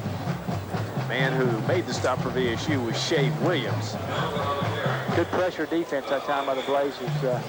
Coming with the linebackers, kind of some outside pressure there, and that'll curb that option game a little bit and make that quarterback, he has to really react. If he sees that somebody coming from the outside there, he's really got to get rid of it quick on a pitch. Kevin Vickers gives his left tackle the number, and now he's going to take the deep drop, throw it out right side, got him in at the 30, to the 35, to the 40, to the 42, knocked out of bounds far side of the field at the 44-yard line. Erasmus Harvey over there on the stop for VSU, and the man who caught the football was Eric Walsh. It's going to be, will it be? Yes, it will be. A first down, Tarleton State. Nice execution there by the Texans. John Henson's going to come in. He plays that nose guard position for the Blazers. Looks like Mike Major getting a number of players in there. See a lot of different linebackers. I think Ryan Branch is in there now, going to give Raz Harvey a breather. So trying to get a lot of faces in the ballgame. High formation again. Here's Vickers. Got one man out to the left side. Long time with a snap count. But he give it up in the backfield. And Conan making a big hit that time. Oh, my. You talk about a guy that gets his name called. Ryan Branch comes in immediately and makes a big stop on Lonzo Anderson. And Anderson gets maybe a half-yard gain. That's one that'll show up in the highlight film right there. Great play by Branch there. Just playing in the middle of the field there. Fought off the center who came out to try and block him and just stopped the fullback for a half-a-yard gain. Good play by Ryan Branch. 3:09 to go in a half. Blazers lead 28-3. Deep drop by Vickers. Throws it out this side. Picked off by Walt Foy to 50 to the 45, 40, down the sideline, 30, 25, 20, 10, 5, touchdown. Walt Foy, no flag down. Blazers are on the board again. 7th intercept of the year for the Blazers, and the second one by Walt Foy, and the first one to be taken back for a Blazer touchdown. A 50-yard return by Walt Foy. It got tipped right in his hands, and the double set of threes knew what to do with it down the sideline. Nice play by Walt Foy. The old tip drill. Got the tip pass there. Good reaction from Walt, and then great job by that Blazer defense of turning into offensive players at that point and leading the way. Got some nice blocks, and good job Walt Foy taking it back for the touchdown. Vernon Lowry on for the kick. It is up and it is good. Blazers lead 35-3. 2:54 to go in the half. We'll take a 60-second network break. This is the Blazers Sports Network. Prepare yourself for an extraordinary new rotisserie chicken, deeply marinated with herbs and spices, then slowly roasted till golden brown. Is it from KFC? Indeed. The legendary long-lost recipe only at KFC. Taste it and believe. The new Colonel's Rotisserie Gold. At KFC, we do chicken right. Available only at participating KFC restaurants. Make it better, make it right. Don't settle for less, make it last all night. Make it a Bud Light. Make it Bud Light. Make it a Bud Light. Make it a Bud Light. Make it a Bud Light. Make it a cold, cold Bud Light. Make it Bud Light. Anheuser-Busch, St. Louis, Missouri. Mike Jason and John Lastinger back with a 35-3 lead. And John, that turnover margin just looks incredible for the Blazers. So we came into the country 7th with averaging 2 a game. And so we've already done that tonight. Here's the kickoff by Jerry Dillard. Dillard's going to kick it very deep, taken at the 3, to the 5, to the 10, to the 15, to the 20, to the 25, to the 28-yard line, and knocked down right at the 28. First man to hit him that time for the home team was Darryl Midell. And the return man, the visitors from Stevensville, was Tony Baldwin. You know, boy takes it 50 yards on the intercept for a touchdown. He's also took it, about 75, 80 yards, not too many games ago on the two-point conversion for a two-pointer. So he scored 8 points this year. The only other defensive touchdown I can remember is against Mount Scenario when Lockhart, on his first play as a Blazer, picks up a fumble and takes it in for a touchdown. Maybe there were more. We'll have to check the stats. So we got lots of stats, folks. Vickers is under the center. 2:45 to go in the half. Vickers is going to get snagged and dragged down at the 20, and they sent everybody. And the man who got a hand on him and then just kept bringing him down was Andre Randall. It was like he knew the number because he brought him down back at the 20, and Vickers is going to remember that big right hand for a long time. Yeah, big play there. Todd, going back to what you were talking about, when you return one for returning one for a touchdown, sometimes the worst thing is that you have to come right back and play defense again. And sometimes after you run one back 50 yards or so, you're pretty winded and have to come right back on the field. Tarleton State's going to take a timeout. We'll do the same. We'll take 30 seconds on the Blazers Sports Network. This is a 30-second local break. We'll be back after this 30-second local break. This is the Blazers Sports Network. Hello, this is Carla Penny for the Framing Workshop. Do you have I'll get around to it framing? Most of us do. You know, those photographs, drawings by the kids, needlework you've been meaning to frame. This fall, why not bring them into the Framing Workshop and let us get to work on them? At the Framing Workshop, we specialize in framing all those I'll get around to it projects, and we do them up exquisitely. While you're in, see our great art-related gifts, but be sure to visit us soon at the Framing Workshop at Barclay Square. Walt Foy, albeit a bit winded, is in there now at his familiar cornerback position. 2:38 to go in a half. Vickers on the draw, looking at the 25 to the 30, bangs head with a Blazer at the 31-yard line, and got the worst of it, I think. He got knocked back, and the man who was carrying the football was Clayton Richter, the sophomore from Rogers, Texas. Ryan Branch is in there on the stop for VSU, and the Blazers take a timeout here as Henson comes in, and I think VSU wants the football back and a chance to put more points on the board, leading 35-3, and kind of salt this one away, John, before halftime. We've had an incredible string. We've outscored our opponents 69-6 in the first quarter this year, and it's been almost as bad in the first half as the Blazers have just piled mountains of points on the board in the first half, and then the second half in many games this year just kind of coasted to victory. Let's see. In the first, we scored 69-6 in the first quarter. We've outscored everybody 93-30 in the second quarter. So that means our opponents have scored 36. And I'll need a calculator here. 9 and 6 is 15. 162 points in the first two quarters this year to 36 over our opponents. Kevin Vickers is going to set up shop. 3rd and 8 yards to go. One lone setback. Wants to throw the ball this side. Got his short man at the 24 to the 30 to the 28. And here comes Tony Hill and company. Will not get the first down. And Blazers are going to get the football back. Andre Hampton is over there to help make the stop along with Raz Harvey. And also for the Blazers, last man to get up is Tony Hill. Yeah, nice job then by the Blazers. Walt Boy and Tony Hill, those guys just holding him up until help could arrive, and it arrived in a big way as about 6 or 7 Blazers there doing the job there. But interesting, again, we'll take our 3rd timeout here now with 2:15, 4th down. Blazers look to get the ball back.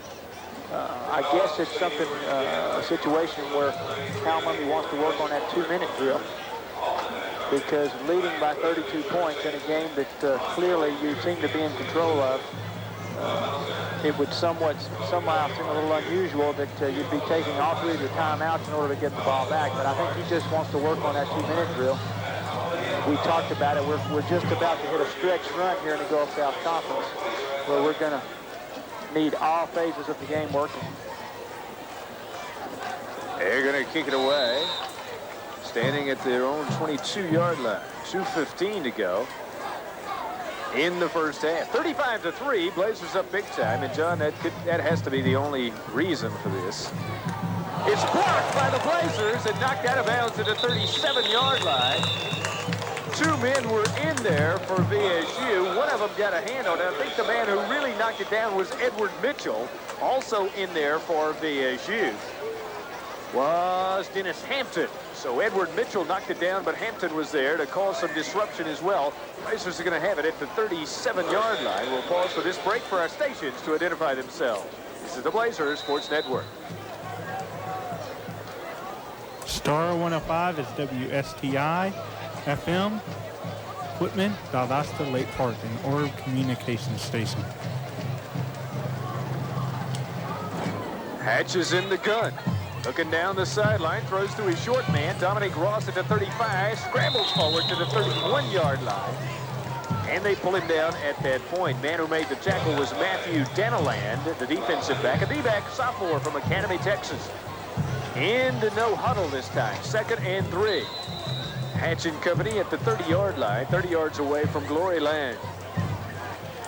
H-back set, looking right side all the way into the end zone. The flash, touchdown! Valdosta State University threw it down the sideline, and Stanley, the Flash Flanders, was right there for his 2nd touchdown catch of the night with 97 ticks to go in the first half, and the Blazers with 41 points on the board. Well, I tell you what, does it get any better than this as far as just execution? Tremendous job by that offense. Down the sideline again, we saw almost a duplicate play earlier, went 50 yards. This one goes 30 yards for the touchdown, and here's Laurie for the extra point. Snap is a good one. The kick is up, and it is no good.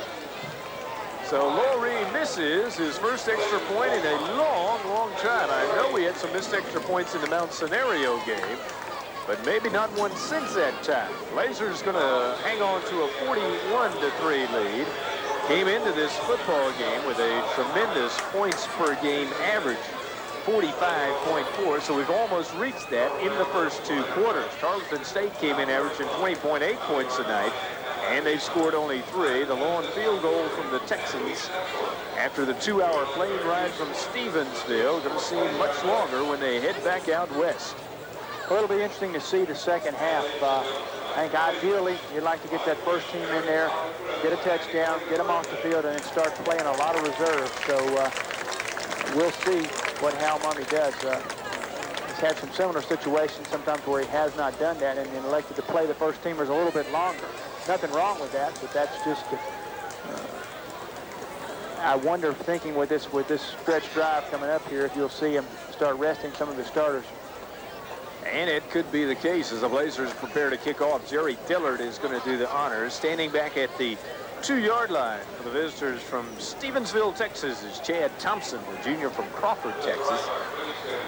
Looking at the right end of your radio dial, and they will move it to the left end of your radio dial or attempt to do so. So the Blazers' timeouts on defense pay off as we get 6 more on the board. Here's Dillard with the low line drive bouncing kick, taking it to 34, to the 35, to the 40, to the 41-yard line. And the black shirts knock him down there, and we have 2 players who are pushing each other a little bit, and a flag is down on the field for that extracurricular activity with exactly 90 seconds to play in the first half. Don't forget at halftime, we'll look around the Gulf South Conference. John Lastinger will do that for you. He'll update you on all the stats and the Hatcher records. And he's already broken a couple tonight. Certainly has become the all-time leading career touchdown pass leader for the Blazers. He's thrown 4 touchdowns tonight. And he's also broken the individual season record that he set last year with 21 touchdown tosses. He's destroyed that. He's obliterated it. He's bashed it against the wall, and we're only in the first half. 41-3 is the score. Valdosta State up by a 1.5. Here's Kevin Vickers with that lone setback again. Takes a 3-step drop and looks out to the right side. Now he's got to run out of there, but he can't. He cannot run out of there because with his arms draped around his ankles is Andre Hampton, the Valdosta High School product. Made a good play on it, and he's going to lose a yard there. It's also Dennis Hampton in there helping out as well. So we've got the Hampton duo working on it. Hampton twins, Hal Mumme calls them. 65 seconds in the half. 41-3, VSU up big time. Kevin Vickers on the quarterback draw, and this time Dennis Hampton again comes in there and makes the stop after a 2-yard gain. It'll be 3rd and 7. And the Blazing Brigade getting ready to come out here, and this time, are we going to have a timeout or not? Looks like Tarleton State is going to call a timeout. And John, looking ahead just a bit to basketball season, we know that Greiner is again going to give away that car, and the more times you're able to come to the Blazer basketball games of Coach James Dominy, the more chances you have to win that automobile.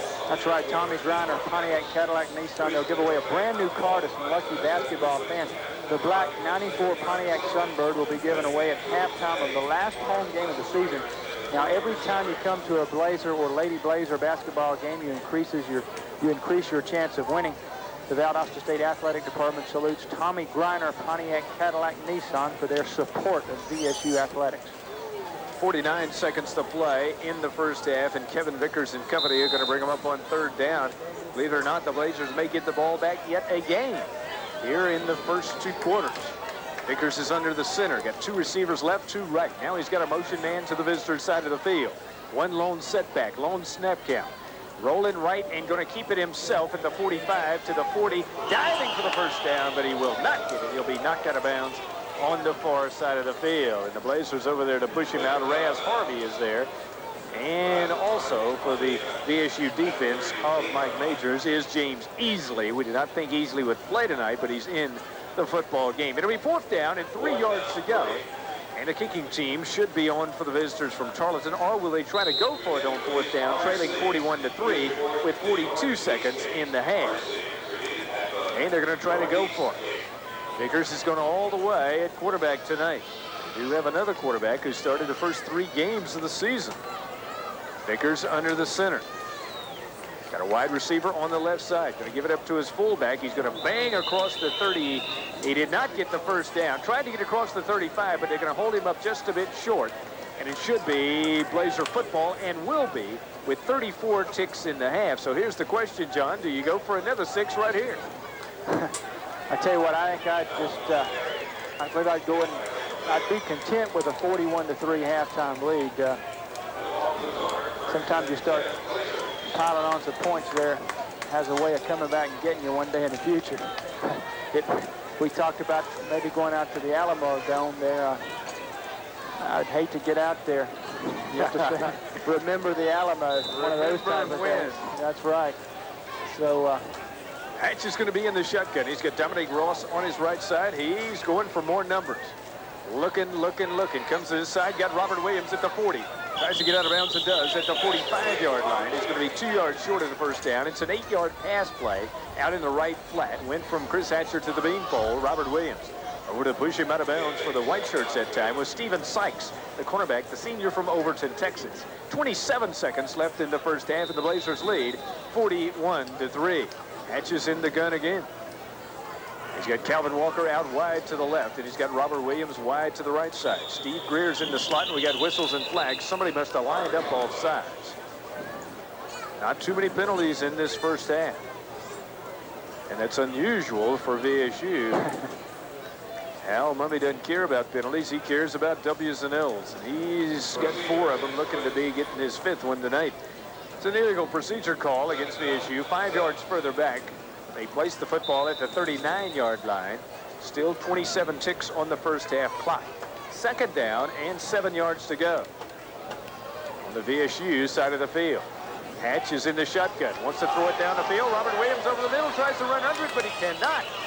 Hatch launched it down to the 18-yard line, and the Beanpole could not quite get those long legs turning quite fast enough. In there with that white helmet right in his face that time was Steven Sykes, the cornerback, matching stride for stride the long-legged Robert Williams. 12 seconds to go in the half. Blazers lead 41-3. Hatch maybe with one last play here. Tarleton State will rush 4 and send everybody else back to play a deep center field on what could be the last play of the first half. Throwing out left side to Calvin Walker. Walker's going to try to get out of bounds and does at the 49-yard line with 7 seconds to go. It'll be a Blazer first down. John will have all the stats for you at halftime and also a look around the Gulf South Conference. 2 games played this afternoon in the Gulf South Conference. And we'll try to get those scores for you and then look around the league. Arkansas Pine Bluff played at Central Arkansas, and Delta State played at Henderson State. The big game today, North Alabama at Mississippi College. North Alabama 1-0 in the league. Mississippi College 1-0-1. Hatch is going to be in the gun with 6 seconds to go in the half. 49 yards away from Glory Land. He's looking over at Hal Mumme on the sideline. Does he go deep? Does he go all the way? He gets pressured, and he's going to throw it over the middle to his release man. Incomplete. Steve Greer at the 44. 1 second to play in the half. He wanted to go deep, but got great pressure from the Whiteheads from Tarleton State that time. It was kind of amusing there. Chris Hatcher, apparently Hal Mumme called a play, and Chris Hatcher looked back there and said, Coach, they got the prevent defense in there. They got 9 guys back deep. I don't know where to throw this one. And Hal Mumme just signaling back on the field. Robert Williams wide to the right side, and Calvin Walker's wide on the left. Steve Greer and Reggie Walker are the short men. Going to go to Greer at the 47. Greer to the 45, to the 40. Got a block, got a flag, too. He's down at the 33-yard line. But there are zeros on the clock. Halftime is over, and another flag goes down. So we'll sort out these penalties. It's not halftime yet. Greer caught the football at about the 47-yard line, got the first down.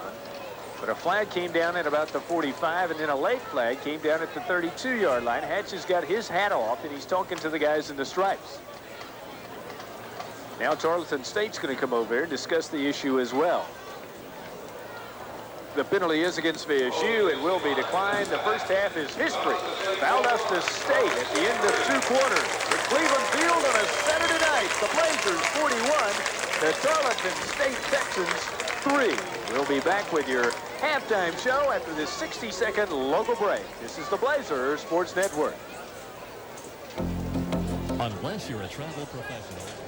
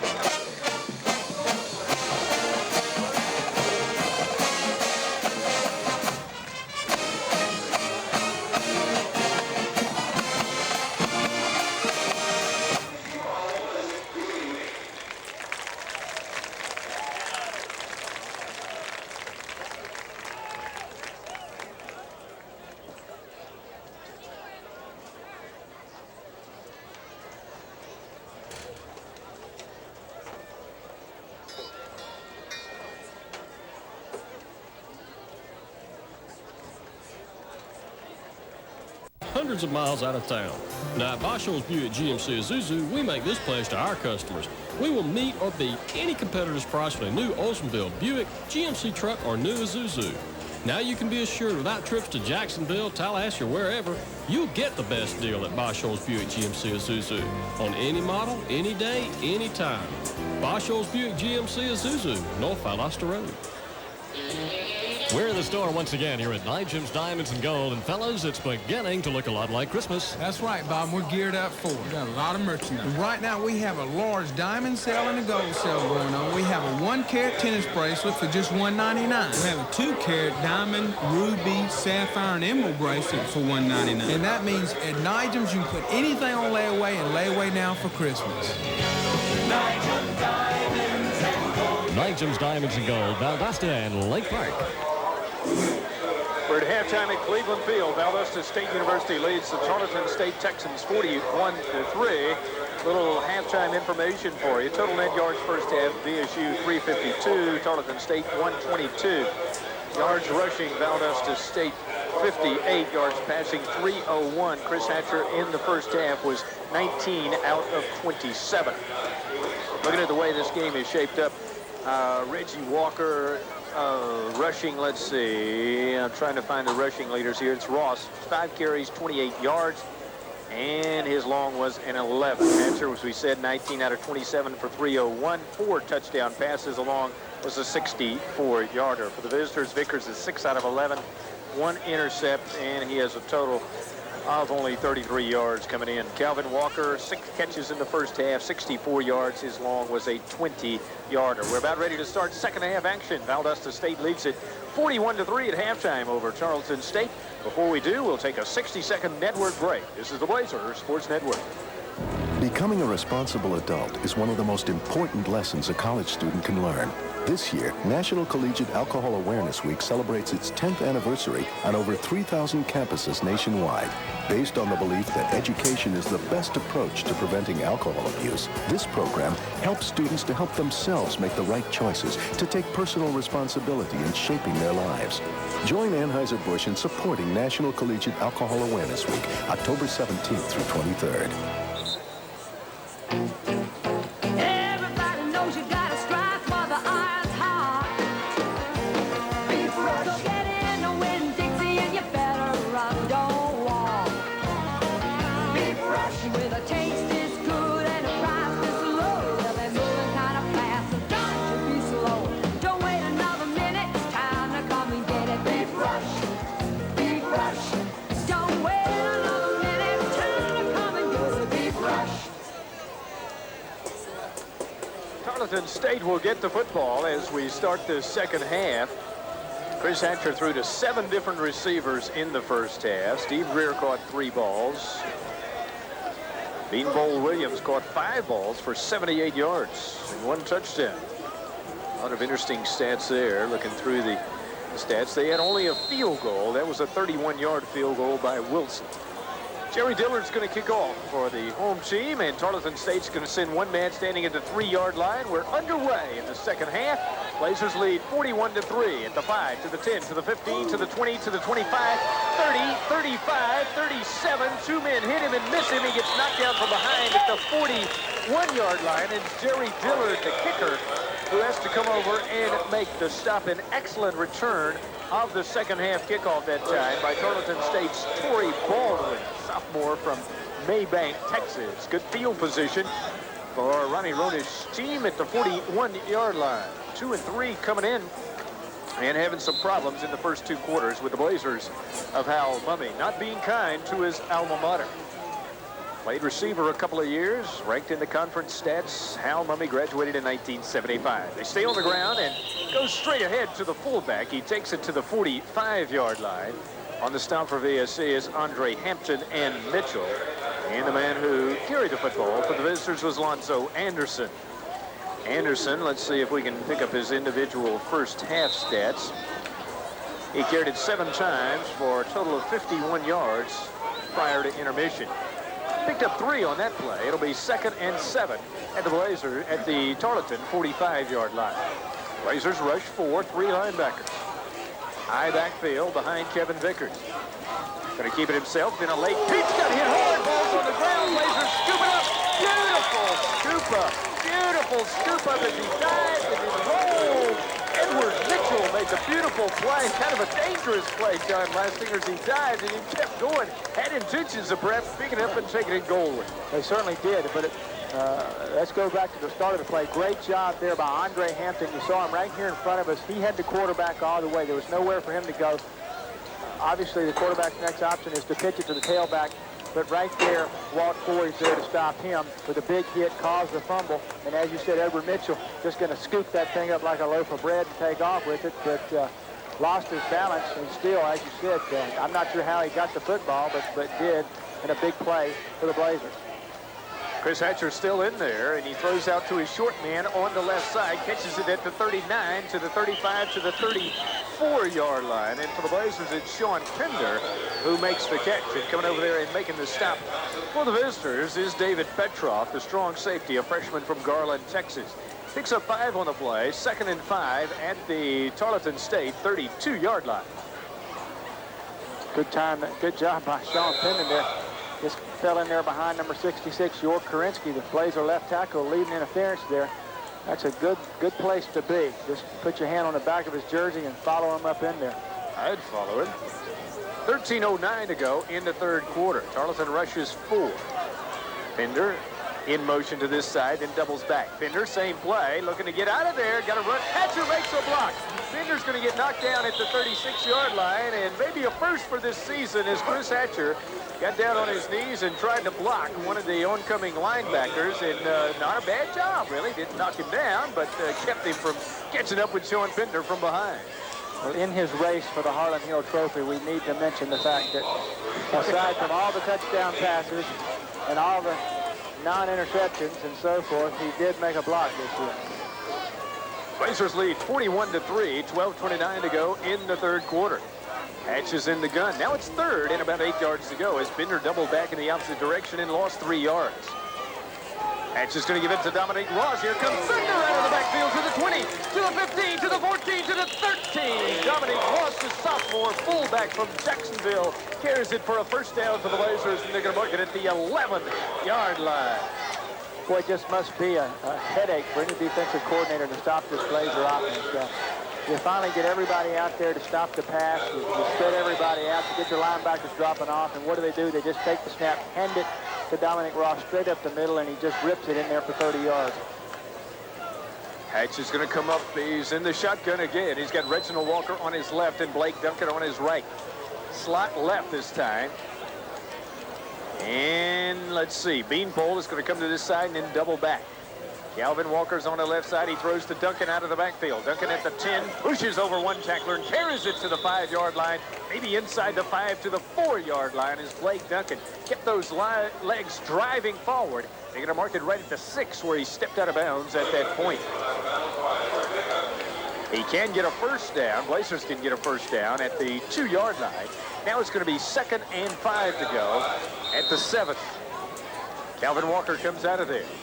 Poised on the goal line again, trying to put another one in the end zone. Already leading 41-3. Seemed like we just got started here in the third quarter. Hatch is under the center. Dominique Ross, the lone setback this time. The junior from Mount DeSales barks out the signals. Got a motion man. It's Robert Williams.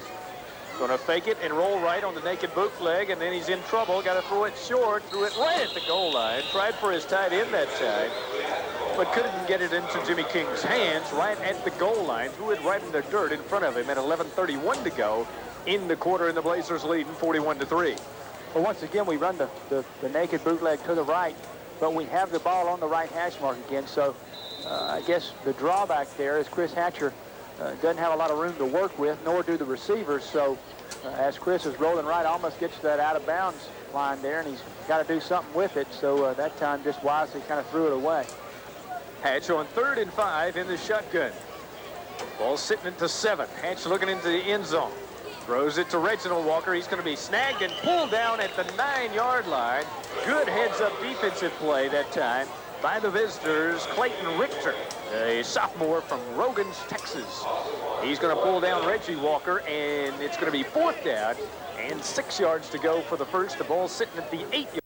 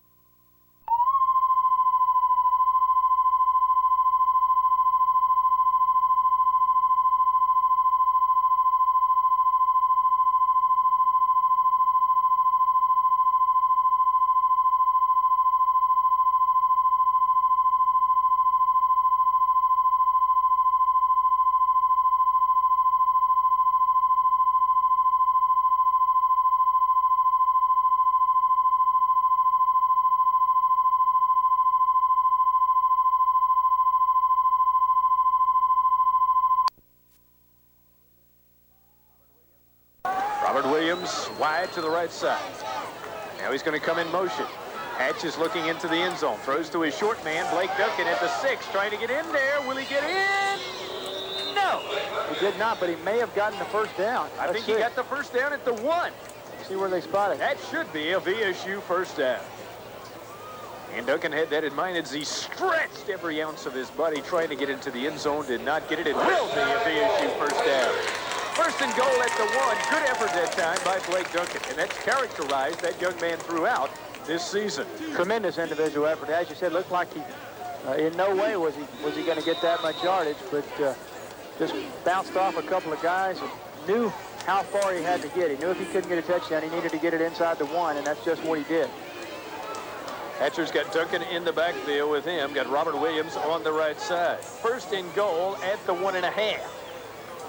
Got a motion man. It's King, the tight end, going to fake the run. Now he throws it over the middle. Got his man there. Touchdown, Valdosta State University.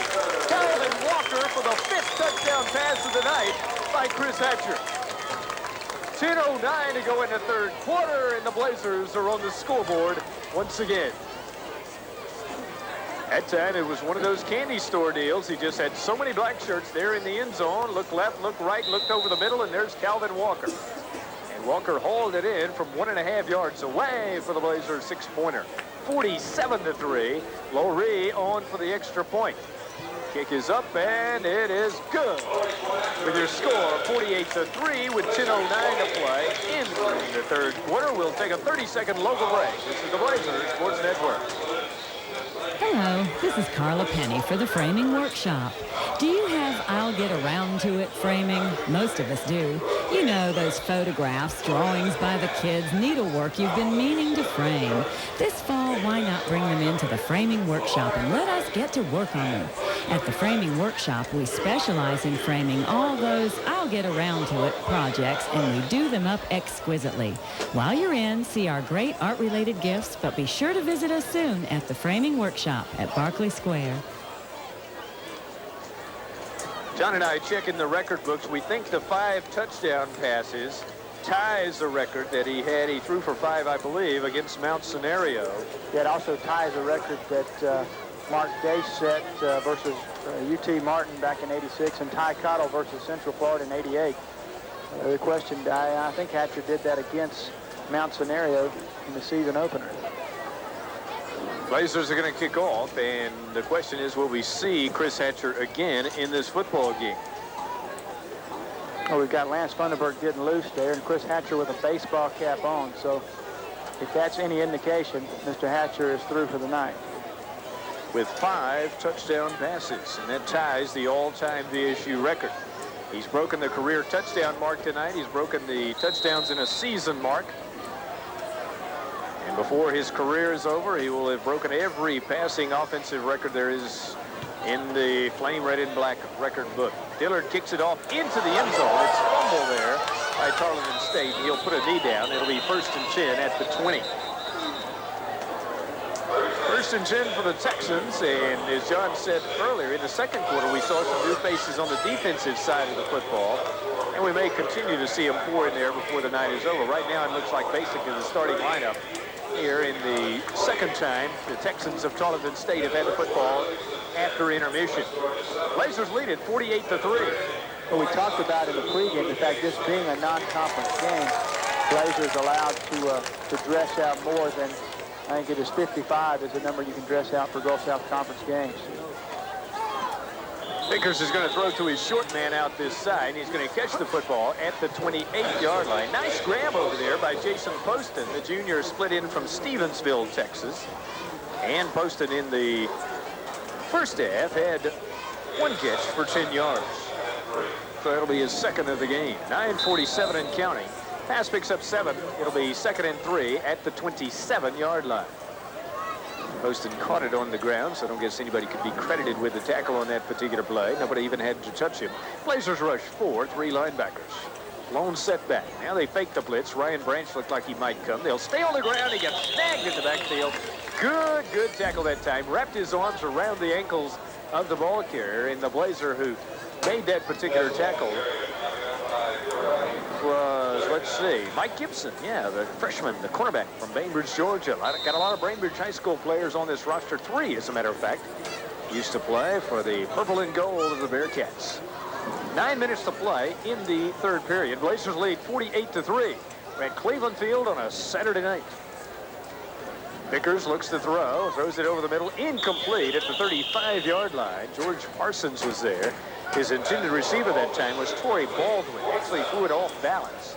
It'll bring up 4th down, and they'll kick it away again, and Blazers will get the football back, and Flash Flanders will have a chance to get in there and do his thing. He's the leading punt returner in the Gulf South Conference, averaging 14.5 yards each time he touches the football. 8:53 to go. Trying to get an update on that North Alabama Mississippi College score for you. It was tied at 28 for a while, and North Alabama up by a touchdown in the 4th quarter. Oh, he blocked it again. Now he's going to pick it up and kick it again. Blazers blocked it, but he picked it up. Edward Mitchell blocked his second one of the night, and he picked it up and kicked it again. I guess that's a heads-up play there. I don't know that I've ever sitting seen here that. thinking, the first thing I looked is an official for a play. I'm like you. I've never seen one block. Bounced right back into the punter's hand, and he just went to kick it again. And unfortunately for him, just shanked it off the side of his foot. But that was on his second kick. Yeah, second kick. Mitchell ate up his first one on the block, his second block of the night. But Kyle Allred picked up the block. It bounced right back in his hands, as John said. And he kicked it again for about, I guess, a 2-yard punt, maybe a 1-yard punt. It will be a new quarterback for the Blazers. Lance Funderburk is in there.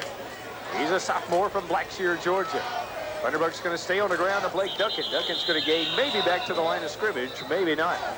Really stacked up that time by the visitors from Stevensville, Texas. Gary McElroy, the senior strong safety from Hearst, Texas, the man who made the tackle. They'll spot the ball right at the line of scrimmage. It'll be 2nd and 10 to go with 8:23 to play in the quarter, and the Blazers lead 48-3. I tell you, that Mississippi College score, don't count Mississippi College out. The Choctaws, although on probation, they got some great athletes. We'll see them in 2 weeks right here at Cleveland Field for homecoming 1993. Funderburk to throw. Got a short man, Calvin Walker. Walker at the 28, tries to get past the 25 and does. Clock continues to run as he got knocked down at the 24-yard line. Man on the far side of the field who made the stop was Brian Tyree, the sophomore defensive end from Clifton, Texas. He's going to be 3 yards short of the first down. Call it 3rd and 3. 7:42 to go in the third quarter, and the Blazers leading 48-3. Saw James Dominey at halftime. I said, James, there were times when your team would love to have had 41 points in a half. He said, particularly if we could have held the other guys to 3. 7:25 in the quarter. Funderburk to throw again. Same side of the field at the 20-yard line and wrestled down right at the 19. Should be a Blazer first down. Chris Rocky caught the football on the far side of the field for a BSU first down. It's good to see Lance Funderburk in the ball game, but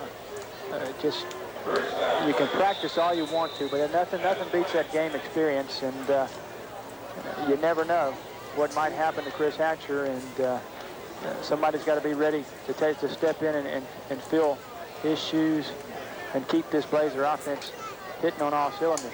Funderburk's under the center, looking right all the way. There's a blue darter at the 10-yard line, and it bounces in and out of the hands of his intended receiver down there, trying to get it into the hands of Mark Beach and not able to. Chris Rocky is also down there. It'll be an incomplete pass. 6:52 to go in the quarter. 48-3. Blazers up big time. One thing about that North Alabama MC score that I like is MC's able to put some points, and I believe if the Choctaws can put points on the board, so can the Blazers. In the gun this time, Funderburk on 2nd down and 10 yards to go. Looking down the field. Now he looks back over the middle. Now he looks to his outlet man on the right side. Duncan at the 24, to the 20, to the 15, to the 10, to the 9-yard line. And Blake Duncan with a nice run after he caught the football very close to another BSU first down. It depends on where they spot it. If they spot it inside the 10, he should have a first down. Looking over at the sideline, and let's see where they put the pigskin down. It will be placed at the 9. It should be and will be a BSU first and goal at the 9-yard line. So Funderburk shows some great poise under pressure there. Certainly did. I'm just going to say that. Good job by Lance looking downfield, not forcing anything, and then coming back to your secondary receiver. Blazers also have a new center in the football game, and that's Justin Clark. Funderburk takes the snap from Clark, throws it out left side. Reginald Walker at the 8, the 7, to the 6, to the 5-yard line, and pulled down at the 5. Clock's running at 6 minutes in the quarter. Man who came over and made the stop for the Texans that time was Grady Keywood, freshman linebacker from Framers Branch, Texas. And that's probably a thriving metropolis of 20 or 25. 5:50 to go in the quarter. Blazers poised for more glory here. Ball's on the 5-yard line. Lance Funderburk has replaced Chris Hatcher at quarterback. Reginald Walker and Blake Duckett in the backfield. Going to throw out right side. Got his man at the 3. Can he get there? No, he's just a yard short at the 1-yard line. Cedric Green again. Caught a touchdown pass earlier tonight. That time he made about a 3-yard reception. It'll be 3rd and goal for the Blazers at the 1-yard line. Good to see these young kids, these Valdosta High kids out here. Chris Rocky, Cedric Green, Jason Jelks. We called his name a lot last week in the game against Livingston University. Nick Heiner's team always turns out some great college football players, and we're glad to have some right here in Wintersville, USA. Funderburk is in the gun this time. 1 yard away from numbers. Looking. Got to run out of there. Got to get rid of it. Throws it the other way and throws it to his short man who actually caught the ball and takes it to the one back to the line of scrimmage. What a play that time as Reginald Walker actually caught the football. He was not the intended receiver. He was just kind of standing around the offensive line. Strange play. That is an understatement. I don't know. Funderburk was about to be blocked. Yeah, I tell you, it was a dangerous throw. He threw back across the field, but maybe he saw who he was throwing it to. Here's Funderburk. 4th down and goal to go. 2 yards away from Glory Land. Funderburk under the center. Justin Clark snaps the football. Funderburk, short drop, throws it out. Right side, got his man. Doesn't touchdown. Fouled out to State University. Blake Duncan takes it in on the short one. And the Blazers are on the board again. Great catch by Blake. Funderburk threw a bullet out there, and Blake just stuck his right arm out, pulled it in with one arm. Great catch. So Funderburk has got himself a touchdown pass with 4:10 to go in the 3rd quarter of the football game, and the Blazers lead it 54-3. Here's Laurie on for the extra point. Up and good. No, he hit the Cosper. Hit the side ball. That's what he hit. He hit the side of the goal post, and he missed it. His 2nd miss tonight on the PAT. Blake's getting tired, I guess. 54-3. Blazers lead it with 4:10 to go in the 3rd quarter. Oh my, what a football game this is. We'll take a 60-second network break. This is the Blazers Sports Network. Everybody, with the news that Wendy's Monterey Ranch Chicken Sandwich is back, we've decided to just throw in the towel and close down the restaurant. Any questions? Yes. Well, why can't we just make a sandwich with a whole chicken breast fillet like Wendy's does? Yeah, instead of that fused stuff we use. It's just not the way we do things here. But we could put melted Monterey Jack cheese on top. Yeah, and a special ranch dressing with pieces of real bacon. Just like Wendy's. Look, we're not Wendy's. Well, I heard the Monterey Ranch chicken is only back for a limited time. Couldn't we just wait it out? What's the use? They'll just follow it with another great sandwich. We could bring our 10-minute steak sandwich back. Oh, yeah, people are still waiting for that. You're all fired. Any other questions? Can we keep our hats? Wendy's delicious Monterey Ranch Chicken Sandwich is back for a limited time. Welcome to Wendy's. May I take your order, please? Yeah, Dave. Monterey Ranch chicken sandwiches all around. Nice hats. Try a Wendy's Monterey Ranch Chicken Sandwich. Available for a limited time only at Wendy's in Valdosta. That's the 2nd touchdown pass of the year for Lance Funderburk. Coming into the game, he was 11 out of 20, no interceptions, for 103 yards and 1 touchdown. So he posts another touchdown, and the Blazers get 6 more points, 54-3, with 4:10 to go in the 3rd quarter. Folks, you get an offense like this, you're going to post numbers just like this. Gilbert with the kickoff. High, taking it to the 7-yard line, to the 10, to the 15, to the 20, to the 25, to the 28. Coming over there to make the tackle, and he was determined that nobody else would. The ball carrier was not going to go any further that time for the Blazers. Was Mark Haley, tight end junior from Dallas, Florida. Good return that time by Torrey Paul. He only takes it 25 yards on the return. He spotted at the 28.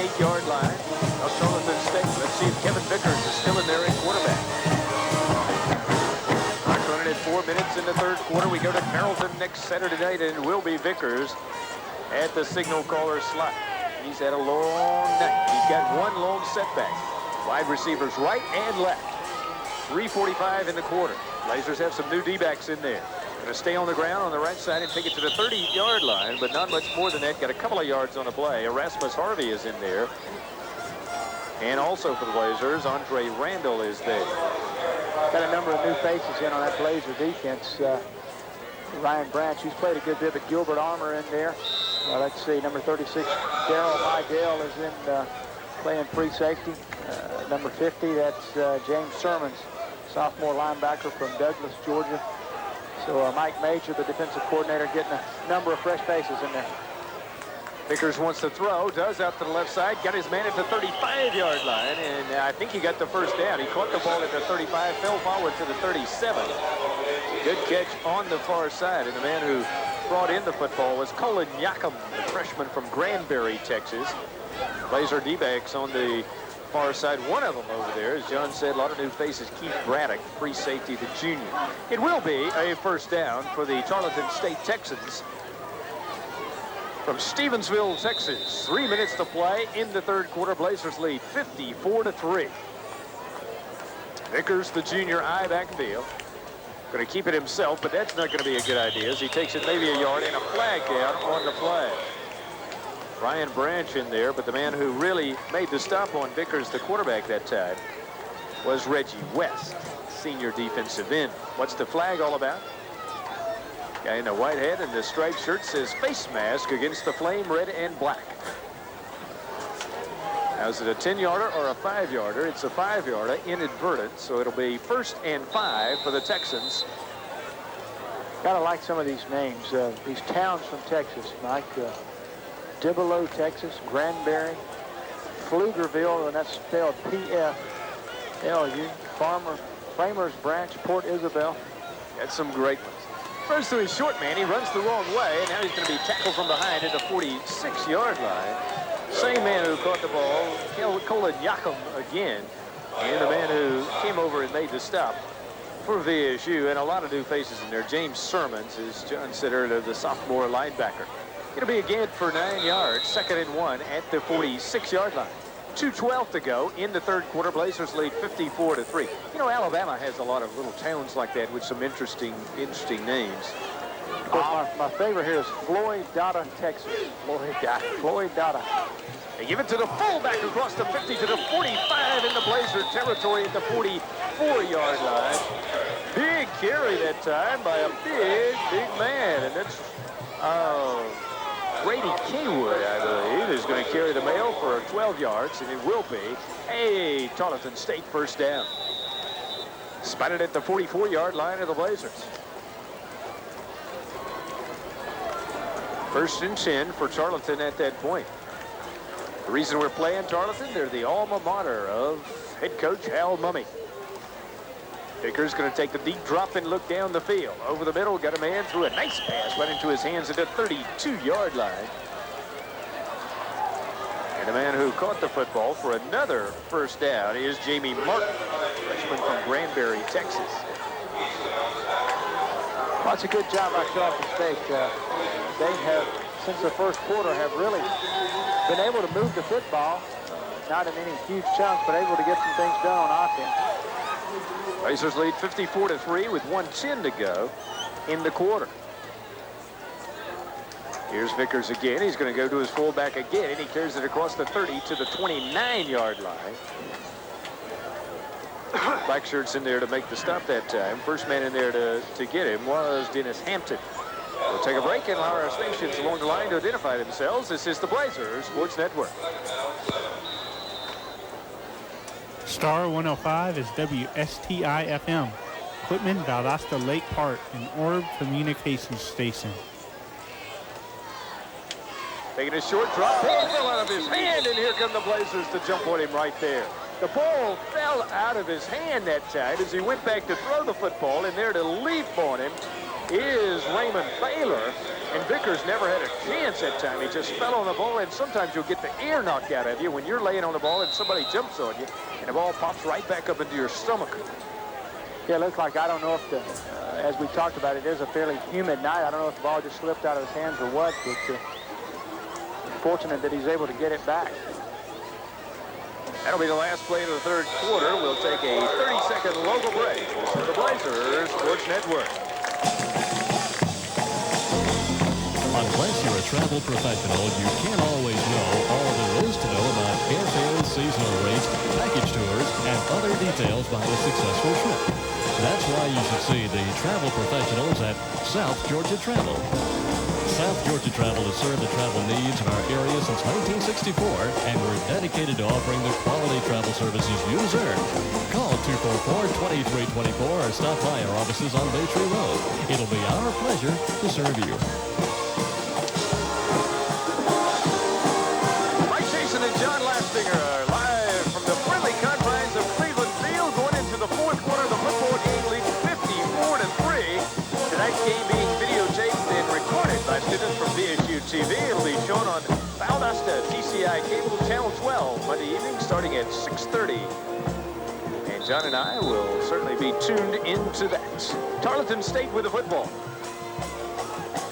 Ball sitting at the 37-yard line. Vickers looks to throw. Got a man out left side, throws it right in front of his belt into his hands at the 27, and the Blazing Brigade in the background. Blazers will go to 5-1 after this victory. It's providing Tarleton didn't come back from a 51-point deficit here with 14:55 to go in the football game. It's 4th down and 14 to go. Speaking of comebacks, and next week's opponent, boy, did they have one last year against us up in Carrollton on a cold Saturday night. Blazers up 28-7 at halftime. West Georgia scored 35 unanswered points in the second half. John and I were eating pizza in the booth at halftime, thinking about how nice it was. And it wasn't so nice in the second half. They go for it on 4th down, throw it long, and it's going to be incomplete at the goal line. And let's see. Flag down. I tell you what, I don't like to sit up here and be critical, but if that is an interference call on Jason Jelks, I will be very surprised.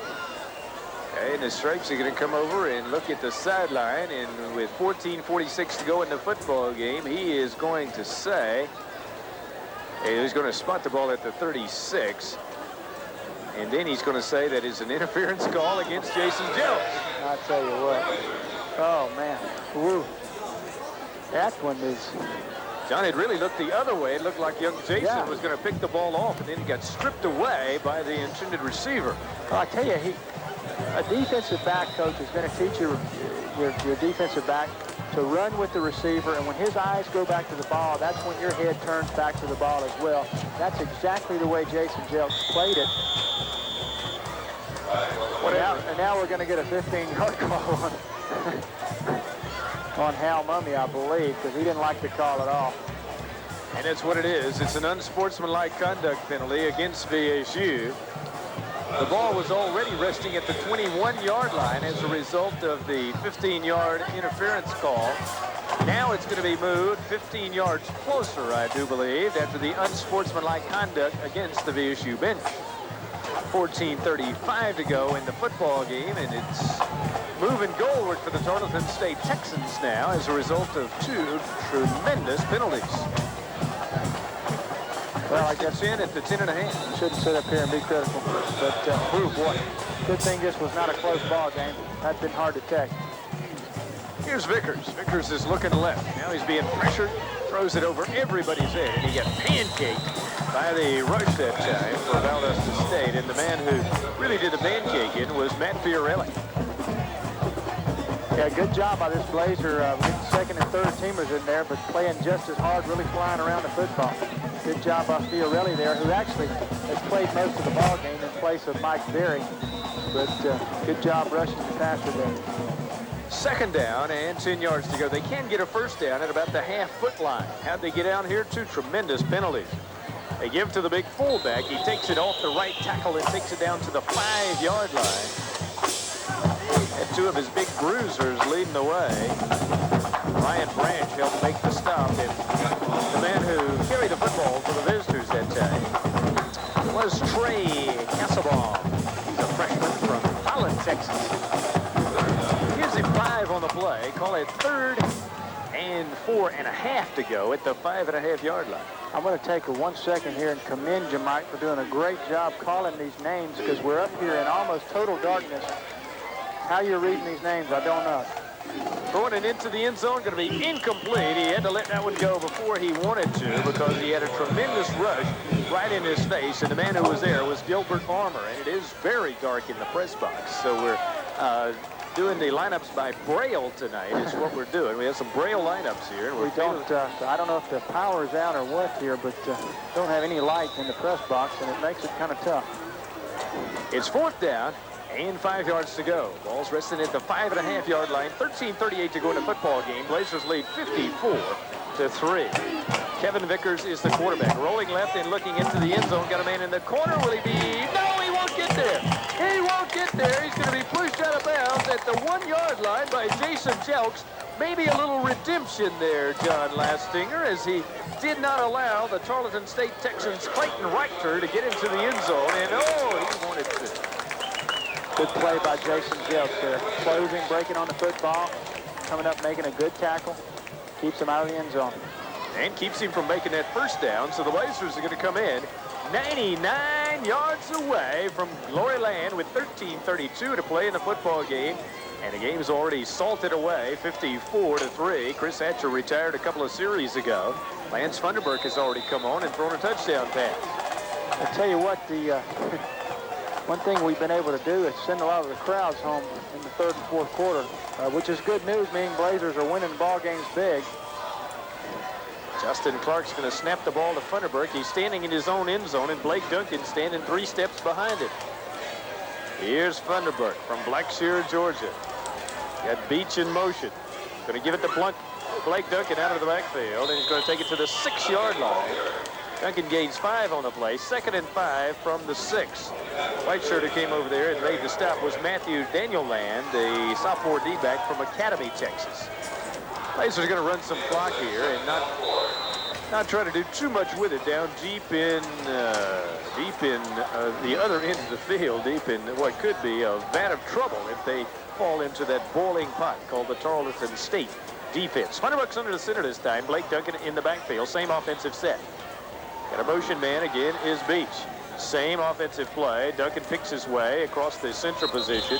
Comes across the 10 to the 11-yard line. May have the first down. Depends on where they spot it. His forward motion was across the 10-yard line, but then they pushed him back from that point. And they helped young Blake to his feet. And again, the man who makes the stop for Tarleton State is Matthew Daniel-Land. High couple of statistics for you after 3 quarters. Blazers with 420 total yards. Tarleton State 157. Individually, Chris Hatcher ends the night 25 of 34, 315 yards and 5 touchdowns. Another awesome night for the junior from Mount DeSales High School. It is a first down. Duncan got it out of there enough, so Funderburk's got a little more room to operate with now. And Beach on the left. And Rocky on the right, but he's going to go to Duncan again, and Duncan high steps it across the line of scrimmage and gets hit from behind, but not before he reached the 19-yard line. Man who come by and made the stop from behind for the visitors was Todd Cage, freshman from Floydada, Texas. Johnny, have you heard a final from that North Alabama game? I've not got a final yet, so hopefully Blazer SID Steve Roberts will get that up. He's been on the phones most of the night doing a good job, so be interesting to find out about that one. They did 35-28 in the 4th period last time we heard. It's an 8-yard gain for Duncan. 2nd and 2. Funderburk's got one man on the left side. That's Chris Rocky. He's going to throw right over the middle. Got his man there to 35, 40, 42, 43-yard line. Just a quick pass on the right side. Caught him beautifully right in stride and laid the football right in Chedrick Green's hands. And Green has caught some nice balls tonight. He gets a big first down play. Remember, this drive started on the Blazers' 1-yard line. Right, Chedrick Green had 2 catches prior to that one for 10 yards and a touchdown. 10 different Blazer receivers have caught passes tonight, so once again, we're spreading the wealth around. Funderburk is under the center again. Ball's at the 43 of the Blazers. 2 setbacks, split behind Funderburk. Short drop. Looking, now rolling. Throws to his short man. A comeback route at the 48-yard line. And a man who had to come back and catch the football that time For VSU on the far side of the field was Keith Cooksey, the freshman from Tallahassee, Florida. Second down, gain 4 on the play, 2nd and 6 at the 47. On the Blazers side of the football field, 10-17 to go in the game. Blazers lead 54-3. Of course, the all-time scoring record, 65 points, set against Mount Scenario in the first game of the season. Split backfield behind Funderburk. Chris Rocky on the left side. Short drop, looking. Got to go to his right side. He's got his man at the 50. Can he get to the 45? Yes, he can. Maybe to the 44-yard line and out of bounds. And that's Mark Beach on the far side. So the Blazers continue to move the ball on the short routes. Mark Beach becomes the 11th Blazer receiver to catch a pass tonight. Which may be another record. I mean, who knows? I don't know if we keep up with stuff like that, but 11 different receivers in a single game could be. Talking about Lance Funderburk in the third quarter, 7 of 8, 31 yards and a touchdown. So he's having a good night as well. In-point control, even through one when he was off balance. Down at the goal line. Ball's at the 44, another VSU first down. Funderburk, short drop, pumps once, looks right, got tons of running room. He'll throw to his short man at the 38. Takes it across the 35 to the 33-yard line. And again, it's Mark Beach on the right side. And Beach is going to place the football at the 32, and it'll be another VSU first down. These little short routes is going to boost the percentage for young Lance Funderburk. Well, it's a good job by the Blazer quarterbacks all night of recognizing what the defense is giving you. And a lot of underneath routes are there. And Blazers taking advantage of them. And the receivers doing a good job of catching it and taking it upfield. Funderburk in the shotgun. We haven't seen him much in the shotgun tonight.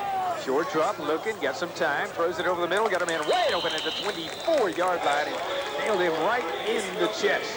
Beautiful catch over there by the Blazers. Again, it's Keith Cooksey, freshman from Tallahassee.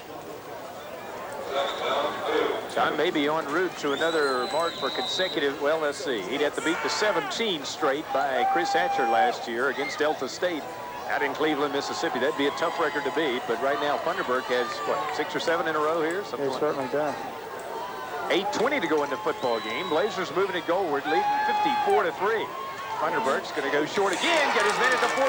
He's going to spin to the 9-yard line. And that time the man who brought the football was Jonathan Harris. Yes, another backup quarterback for the Blazers. Yeah, I saw him go on the field prior to the last play. I thought maybe Lance Funderburk would come out.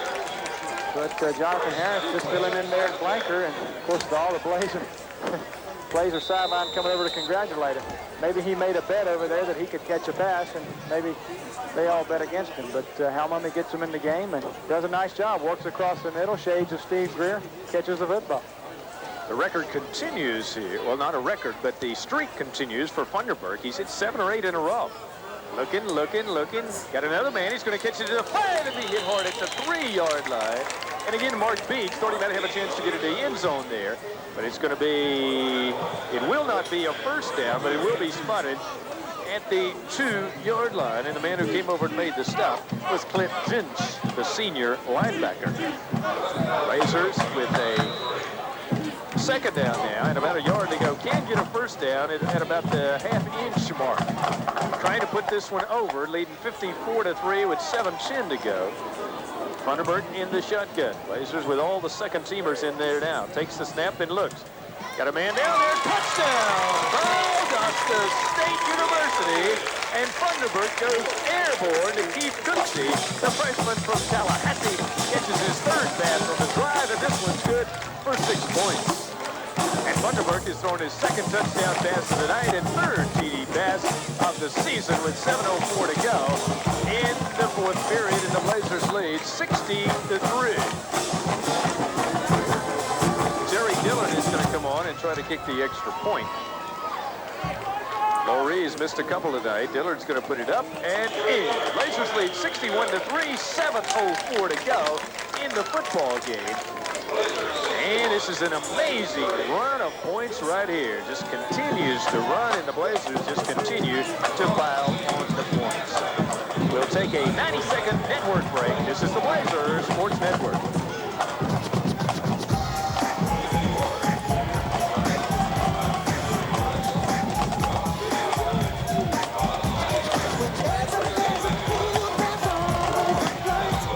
When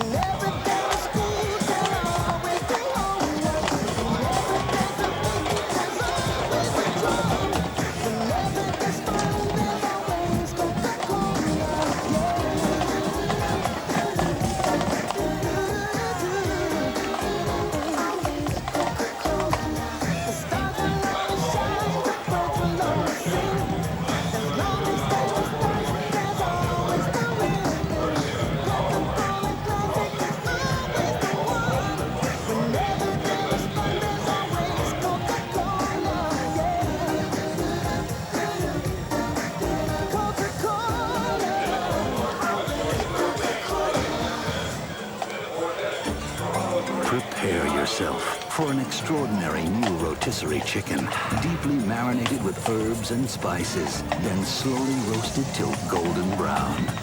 Is it from KFC? Indeed. The legendary long-lost recipe only at KFC. Taste it and believe. The new Colonel's Rotisserie Gold. At KFC, we do chicken right. Available only at participating KFC restaurants. Dillard to kick off for the Blazers. Low line drive, going to take a couple of bounces and be picked up at the 26-yard line to the 30, to the 31-yard line, and the Blazers jump on him hard at the 31 and push him back 5 yards behind where he wound up with the football. And let's see, a lot of people in there. Jason Jokes is there for the Blazers, and also in there on the stop is Barry Jones. John, what do you got from North Alabama and Mississippi College? Well, North Alabama will maintain their hold on number 1. They knock off Mississippi College 38-28, get a field goal late. We're leading 35-28, got a field goal late to win it 38-28. Livingston leads West Georgia 13-10, that one in the fourth quarter. Of course, West Georgia's winless on the year, and Livingston, Marty Washington out of the Livingston lineup, got knocked out of the game last week against VSU. 61-3 is the score here. Blazers doing a lot of damage. Rushing 5 people this time. New quarterback on the reverse. Wish he hadn't tried that one. Going to be hit hard and knocked down. Jason Jelks in there. And let's see, a lot of other Blazers in there. The man who caught got the reverse from the new quarterback that time was Jamie Martin, the freshman from Granbury, Texas. The new quarterback is David Zunker, the junior from Converse, Texas, who actually started the first 3 games of the football season.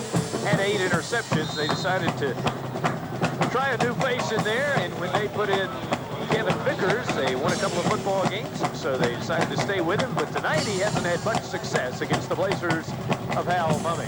Lost 10 on the play, 2nd and 20, back at the 23-yard line. Tucker's going to throw out this side, got his man at the 22, to the 25, to the 30, and pushed out of bounds right at the 30-yard line. The man who caught the football was Ryan Tyree. Coming over to push him out of bounds for the Blazers that time was Mike Gibson, the freshman quarterback from Bainbridge, Georgia. So North Alabama will be right up there atop the league standings with the Blazers, both with 2-0 league marks. 5:43 in this football game, a non-league affair, 61-3 Blazers lead. All-time scoring record, we'll remind you, set in the first game of the season, 65 points against Mount Scenario in a 65-0 blowout. Here's Zunker, got one man behind him. Short drop, looks left side. Got a man at the 26-yard line. He's going to go, and he's going to spin out of there, but the Blazers have him by the shirt tail, and they're going to push him out of bounds, and a flag, 2 flags down on the Tarleton State side of the football field. We're seeing a lot of aggressiveness from these Blazer second, third teamers. Don't get to play a lot, but they got a little too aggressive there. Going to get a personal foul call. Looking at the schedule, North Alabama will host Henderson State next weekend. Mississippi College is at Samford, so they'll play up 1AA. So I think they may give Samford all they want. They definitely could. Colin Yakum is the man who caught the football, and then the penalty is tacked on to the top of that. While they move the change, we'll take a 30-second local break. This is the Blazers Sports Network. This is Bart Bosch. Oftentimes people get the notion that the only way to get the best deal on a new vehicle is to drive hundreds of miles out of town. Now at Bosch Owens Buick GMC Isuzu, we make this pledge to our customers. We will meet or beat any competitor's price on a new Oldsmobile, Buick, GMC truck, or new Isuzu. Now you can be assured without trips to Jacksonville, Tallahassee, or wherever, you'll get the best deal at Bosch Owens Buick GMC Isuzu on any model, any day, any time. Bosch Owens Buick GMC Isuzu, North Valdosta Road. Trey Kasselbaum carries the football after they moved the chains after the late hit penalty was called against the Blazers for a Tarleton State first down. And Kasselbaum's going to take it to midfield, picks up 5 on the play. Going to be 2nd and 5 right at the midfield stripe with 5:11 to go in the football game, and the Blazers leading 61-3. Can you say, can it get any worse than this? Yes. In the Thursday night affair against Mount Scenario, it was worse, much worse.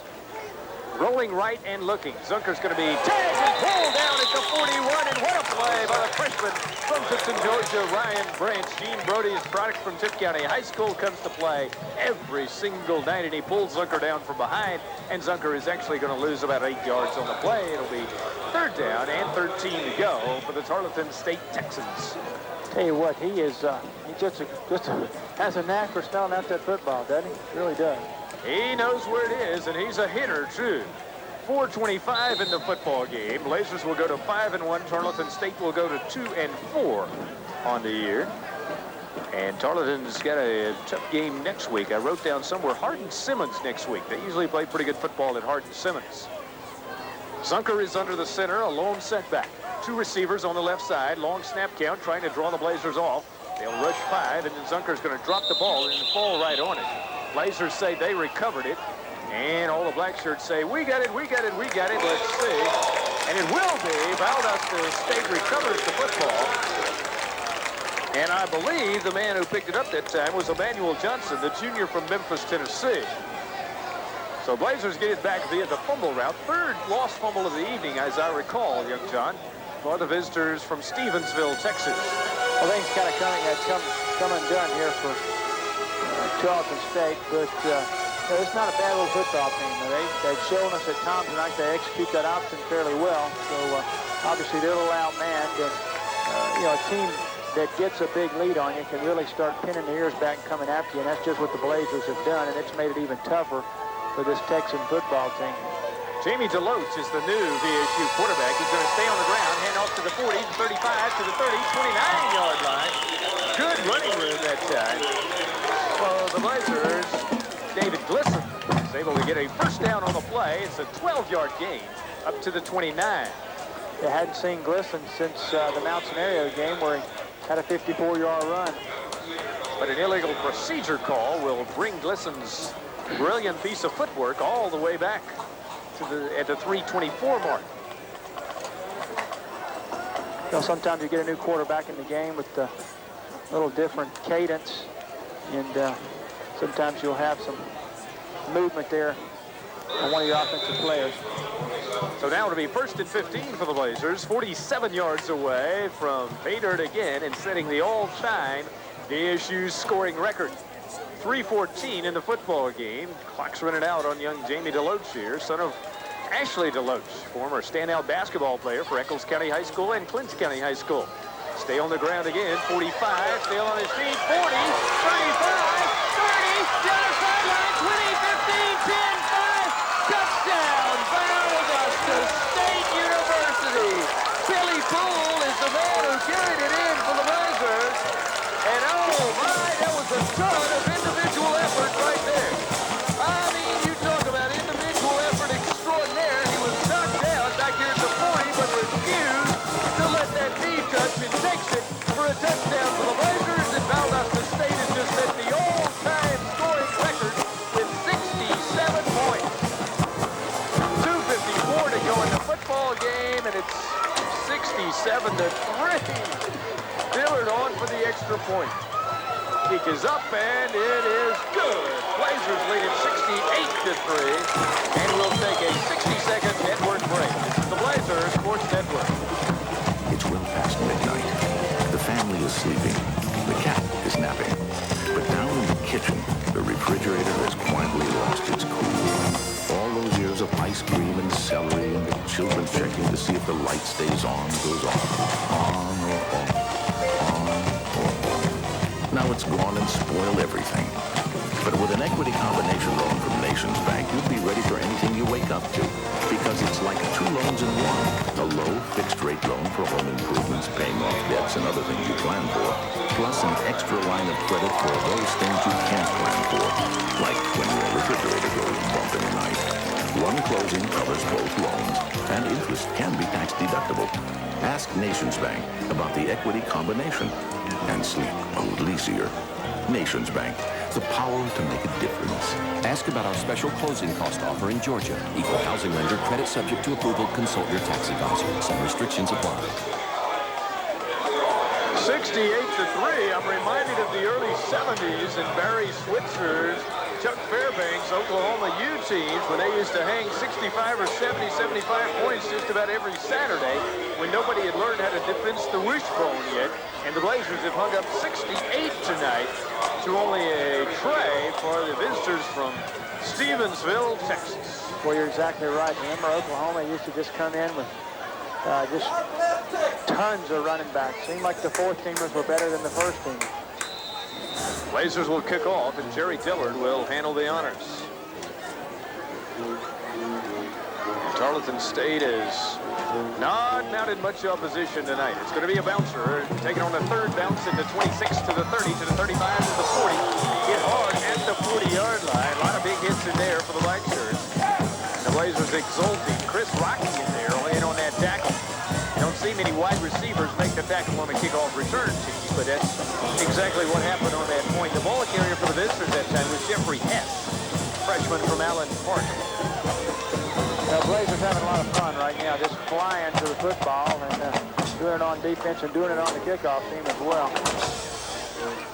60 yards away from putting in their first touchdown. Let's see if Zunker is still going to be the quarterback.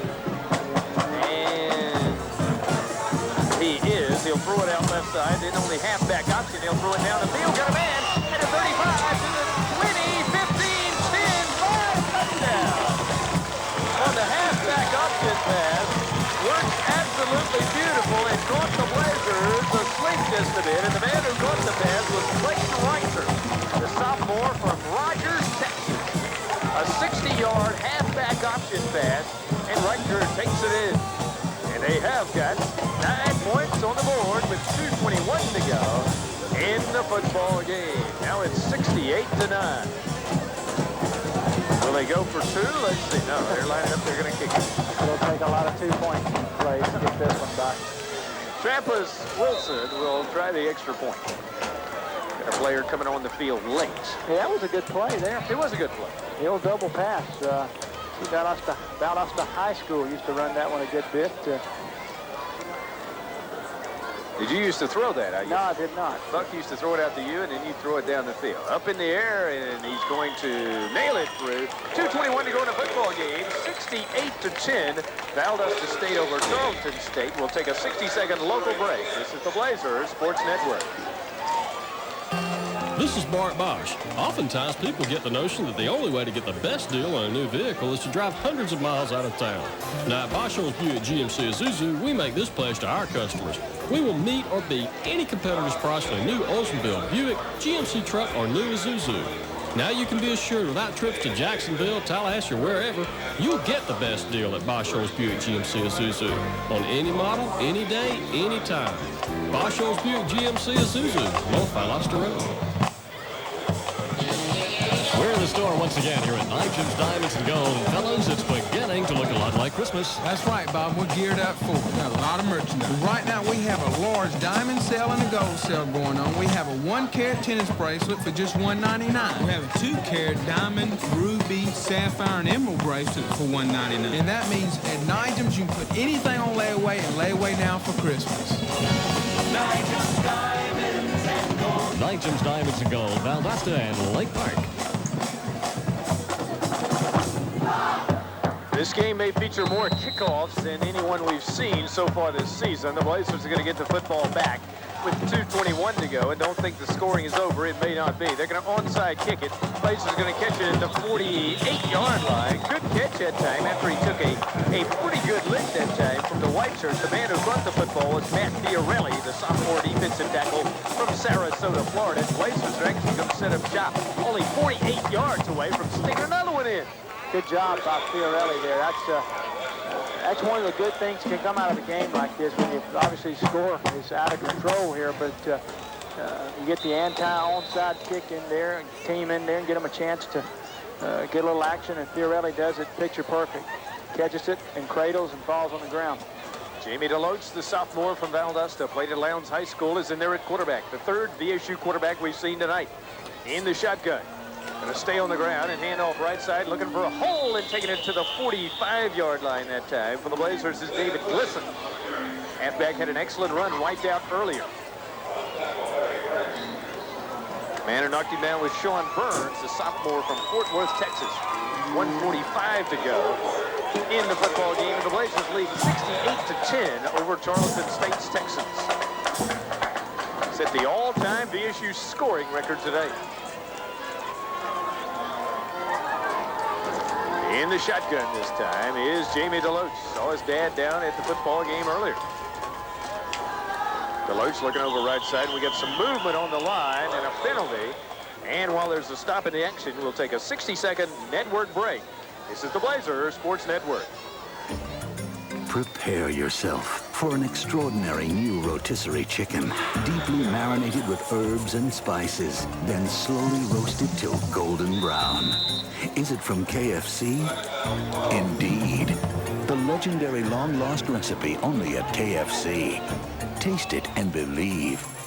The new Colonel's Rotisserie Gold. At KFC, we do chicken right. Available only at participating KFC restaurants. Go into almost any supermarket and you'll be able to find chips, snacks, and magazines. Only trouble is you pay full price for them. But not at Winn-Dixie, because we have everyday discounts. All chips are 10% off all the time. Get 10% off all magazines and paperbacks. And check out our discount on school supplies, 20% off every day.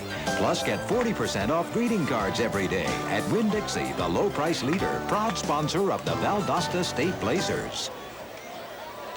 After the 10-yard holding penalty, Barry Jones takes it for a 3-yard gain.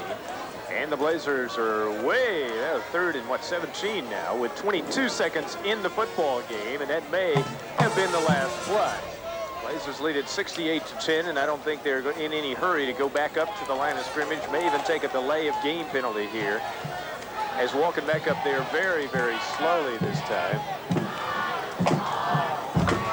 He may have to take a snap and then put a knee to the ground. It's over on Cleveland Field. 68-10 is your finale, and the Blazers go to 5-1 on the year. Tarleton State goes to 2-4 on the college football season. We're going to be back to tell you lots more and have Coach Al Mumme and the Hal Mumme locker room show a little bit later on. But right now, we will take. You're listening to the Blazer Sports Network, and we'll take a 30-second local break. This is the Blazer Sports Network. It's such a pleasant surprise to shop at the Framing Workshop. Hello, this is Carla Penny from the Framing Workshop, here to remind you of all the exquisite things we have to offer that you might not think about for a frame shop. We have hand-carved pens and boxes, clocks and journals, gift books, miniature gardens, and the most outstanding collection of photo frames for your tabletops that you'll ever see. Get your Holusion 3D images here, too. The Framing Workshop at Barclay Square by the mall. Tarleton State came in here as a decided underdog. Well, things didn't change once the football game got started. The game was arranged because VSU needed a game and Tarleton State needed a game.